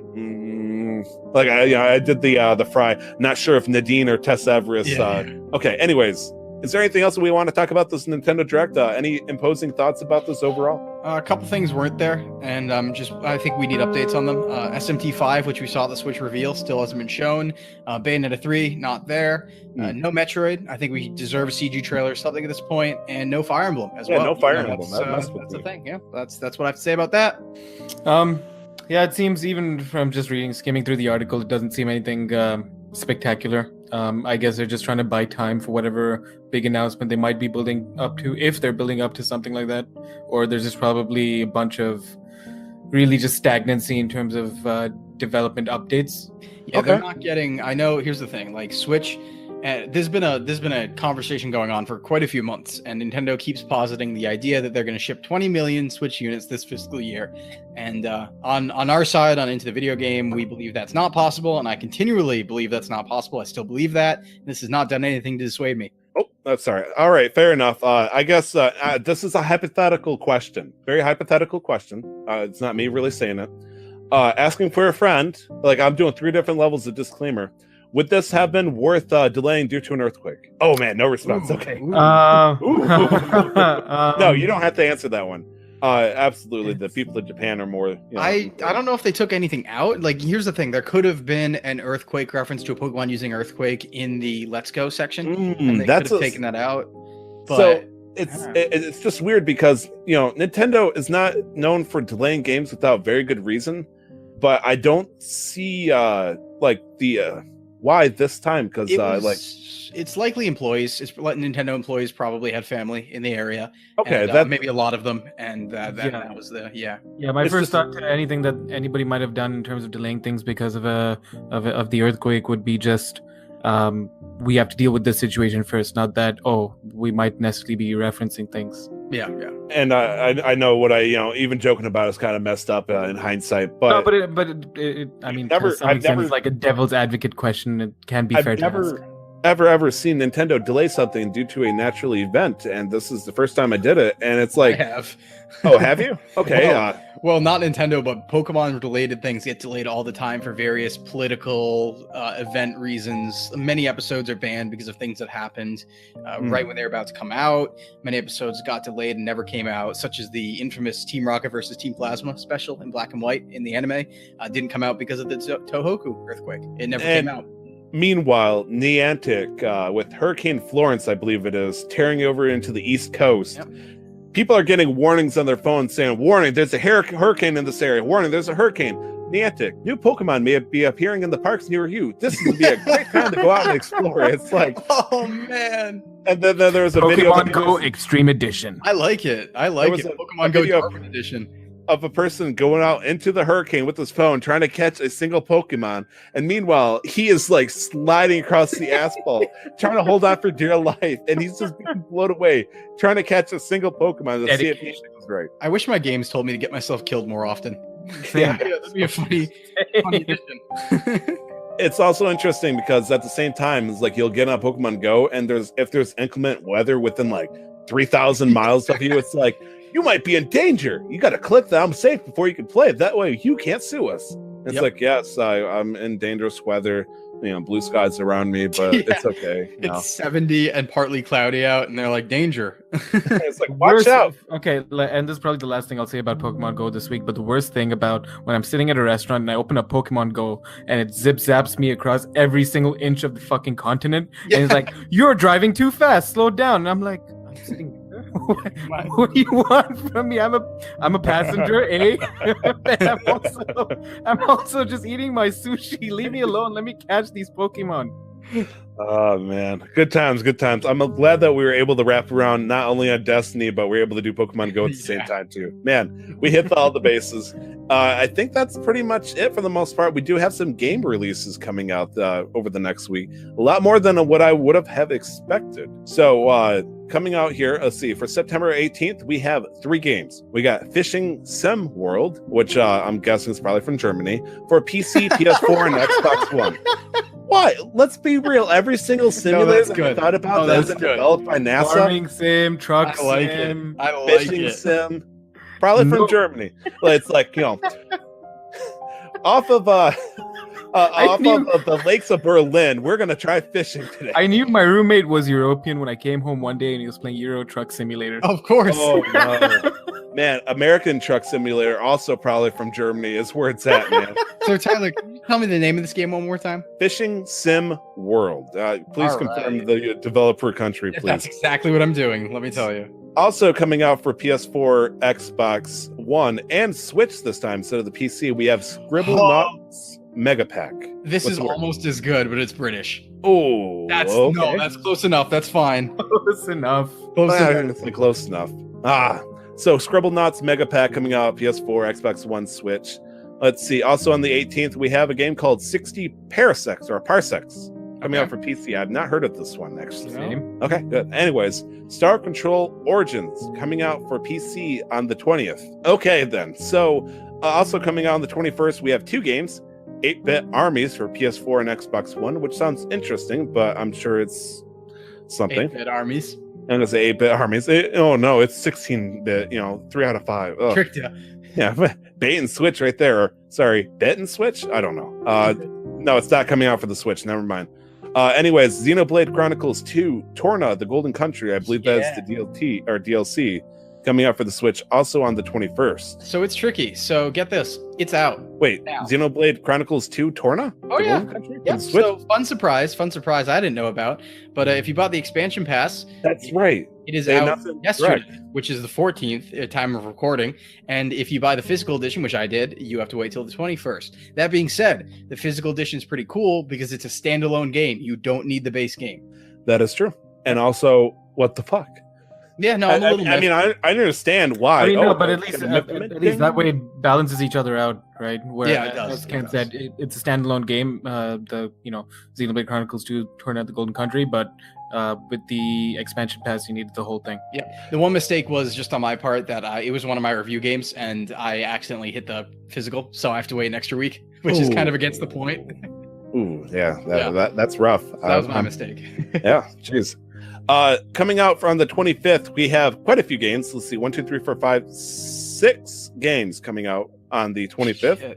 I have no idea what this is. Dakar 18. What is Dakar? Dakar. Is that a racing game? It feels like it would be a racing game. I don't know. With 18 in the title, it's probably some sort of yearly. You're not wrong. European Tyler, sport. You're not wrong. It's a racing game. Is it really? Yeah, is it like F1 Formula or something like that, or no? It seems like desert-based motocross, dirt bikes, cars, rally cars. Okay. Like I was gonna guess, like if it was a sport, I feel like I would have known if it was a major sport game. But Dakar, it's like, it could be a racing game that I don't know about. But coming out PC, PS4, Xbox One. Next up is Guyana Sisters. Guyana Sister. Yeah. Twisted Dreams. This is actually a port, and it's a port of a remake. This was an old series. This series started in the 80s. Is this not the one that was considered a ripoff of Mario? Yes, it was. Was that the original joke there? Mm-hmm. That's it? The game was considered a ripoff. No, well, the original game in the 80s was considered a ripoff of Mario. This is one of the newer games. I actually played it thinking it was going to be a terrible game. I played it for a joke video one time. It turned out to be very solid. So I have nothing bad to say about it. It's actually a pretty good platformer. And I'm guessing it has themes focused towards fowls and birds because this one's called the Ultimate Edition, not the Ultimate, the Ultimate. Okay, all right. See, coming out for PS4 and Xbox One, this is The Police 2, which I believe I've heard the first game, but I never played it or got into it. It's a strategy game similar, like top-down view, like XCOM. Okay. A top-down version, really? At least that's what I see from the pictures. Who's the Oh no, you say XCOM, so I guess that makes sense. Yeah, WP Studio. Okay, no, all right. Yeah. Let's see. This one is kind of important to me, but only because I want to play it one day, and I'm glad it's coming out. And it's coming out for something that is connected to a TV, besides PS TV. Valkyria Chronicles 4 coming out PC, PS4, Xbox One, and Switch. Nice. Oh, that is good. Now, I have not played the second or the third one because I believe it came out for PSP. Yep. And then maybe was it PSP again or PS Vita? No, it was. We didn't get one of them. So I one was think it was PSP. 3. One we didn't get. I think we didn't get 3. We got Revolution, which nobody played. So. Yeah, and it went from like serious, this is war, we got to fight for Gallia and protect our country, to like, happy good time, let's go make romance comedies together. And it's like, oh, I mean, that's what I wanted. A little bit of a change of pace. But it's like, It's like World War II, but I'm trying to create a social link romance with Rommel or something like that. And it's like Churchill, be my senpai. I'd play that. Me too, actually. It's got to exist out there. There's got to be something like that. Yep. Like all the okay, never mind. V Rally. No, because I was like, I know where you're going. Yeah. There's a high school in Japan with all these leaders of World War II, and we got to romance them up. Oh my god. V Rally 4 coming out for PC. Gonna take a wild guess and say this is probably also a racing game. It's another off racing game. You are correct. Oh man, I am on fire. Man, where is that Bic lighter? Because I feel like it's lighting itself on me. So Pathfinder, which to me screams Dungeons and Dragons vibes there. I mean, Pathfinder is a type. Yep. And so Pathfinder Kingmaker instead of Kingslayer, Kingmaker for the PC. So it's I'm guessing isometric party-based computer RPG. Based around Baldur's Gate, Fallout 1, Fallout 2, or Wonderful. Arcanum. I was recommended this game, and I realized it was coming out soon, so I put it on the list because it wasn't there originally. But yeah, it releases on the 25th of September. Top-down isometric view. Seems interesting. We need to back up here for a second towards the direct thing. I'm sorry to bring us back into the topic of the show. There was a cool RPG-looking game that appeared on the direct, where it was people building and exploring a square-based system. Not Civ, but it was something similar. And I have no idea what the name of the title is, and I didn't see it appear into this direct recap that I'm looking at. And also, I have a whole list of everything that was shown at the direct. Was it Diablo 3 Eternal? Oh, yeah, that I don't believe that was the square-based RPG. Oh no, actually, I'm getting ready to scrap Diablo 3 in there. Yeah, you are. Oh, you know what it was? Was it one of the Asmodee board games? Yes, I think it's the ones that after that they announced Catan and Munchkins. Yep, there's Munchkins. They had Lord of the Rings on there as well. It might have been Lord of the Rings, actually. I was like, I don't remember what it was, but I got excited for that. Also, Isabel coming up for Smash. Yep, that's Anyways, so let's screw back over to Pathfinder Kingmaker. I'd be interested in something like that. Me too. I have multiple people that are trying to rope me into D&D campaigns, and it's like, finally, I can fucking play instead of DMing, because I am terrible at that. Yeah, and I'm trying to find a group to play with. Let's for do IRL it. First. The three of us, Pokemon Purple Paradise. We're gonna play Pokemon D&D. No, I'm okay. I'm down. I'm the opposite, where I've done so many D&D campaigns and the like that I actually don't want to do one right now.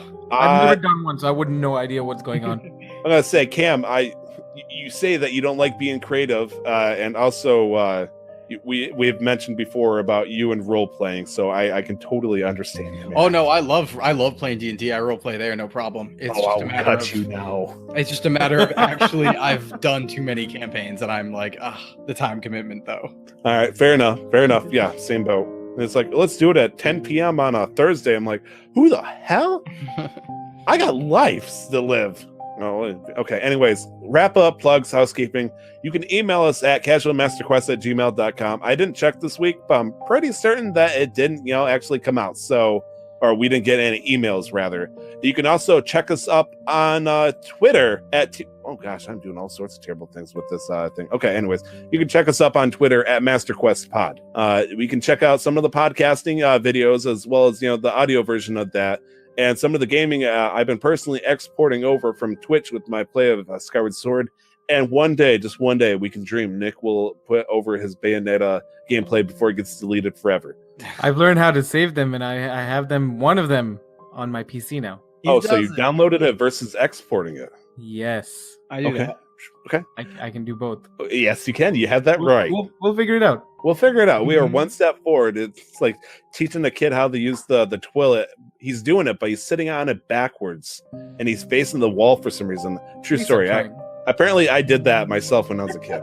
I apparently thought I was supposed to sit backwards with my ass facing the door or whatnot. Anyways, you can find me on Twitter at 2timestyler. All letters, all one word. 2timestyler.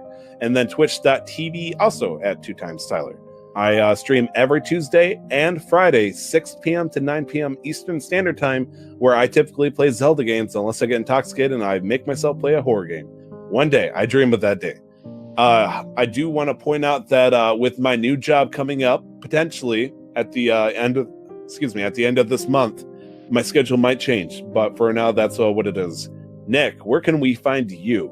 You can find me on Twitter and Instagram at LRWarrior11. You can find me on Twitch at twitch.tv/LRWarrior11. I now have a schedule that I have stuck to for the last 2 days. Schedule. Yeah, I was gonna say. I looked at your schedule and I was like, "Hey, buddy, where you?" Yeah. So all these following times are in Pacific Standard Time. You can find the schedule on my Twitter. It's pinned to the top of my profile. But I'm just gonna quickly go through these times just once. Monday from 4 to 8, Wednesday from 2 to 6, Friday from 9 p.m. to late, and Sunday from 12 to 4. Okay, so I was about to point out that we all are streaming on Friday. However, me and Cam are just 1-to-1, but then 3 hours later, then Nick would be streaming. Like, I feel like me and Cam would be like, fighting over the sandcastle right now, and then 3 hours later, somebody just kicks it down. It's like, hey, this is my sand park now. Yep. Okay, and Cam, of course, where can we find you and your sweet other show that talks about good news? We can. So you can find me on Twitter over at CamCollects, and that's my preferred social media. And in terms of Twitch, you can find me at twitch.tv/CamCollects. I stream Monday nights at 7 p.m. Eastern, and that's Pokemon White 2 Randomized Nuzlocke, and Fridays at 6 p.m. Eastern, and that's Pokemon Prism Nuzlocke. And I'm going in blind for that one. Very extensive fan game. And if you want to check out my other podcast, you can find it at intothevideogame.com. And that's primarily a game news and industry analysis focused podcast. So different than the more personal stuff that we do on here. And that's all my stuff. All right. I think that wraps up the show, unless we have any wild announcements that we want to talk about right here now. I'm all good. No, we got things in the works. We also, just for one last thing of housekeeping, we originally wanted to do for the Nick Switch initiative, we talk on the show like, what are we going to do for the next one, because it gives people a chance to look into it and maybe try to figure it out themselves, get excited for it.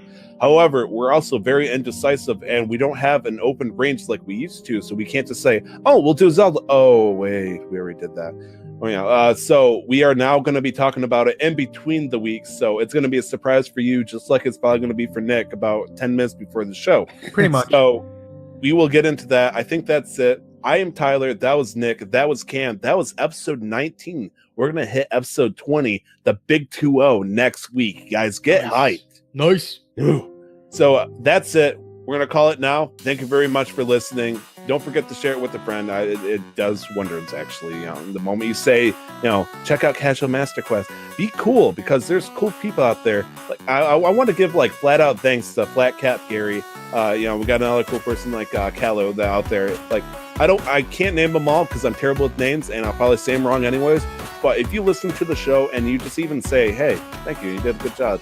Thank you. Absolutely. 100%. You deserve praise of the highest order. Yep. We truly appreciate it. Thank you. Thank you very much.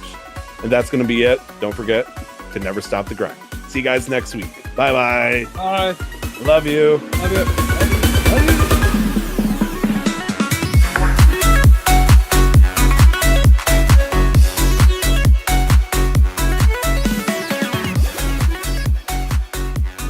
Find more of our work by searching for Casual Master Quest on iTunes, Google Play, and other podcast players. Check out what we'll be doing next week on Twitter at MasterQuestPod.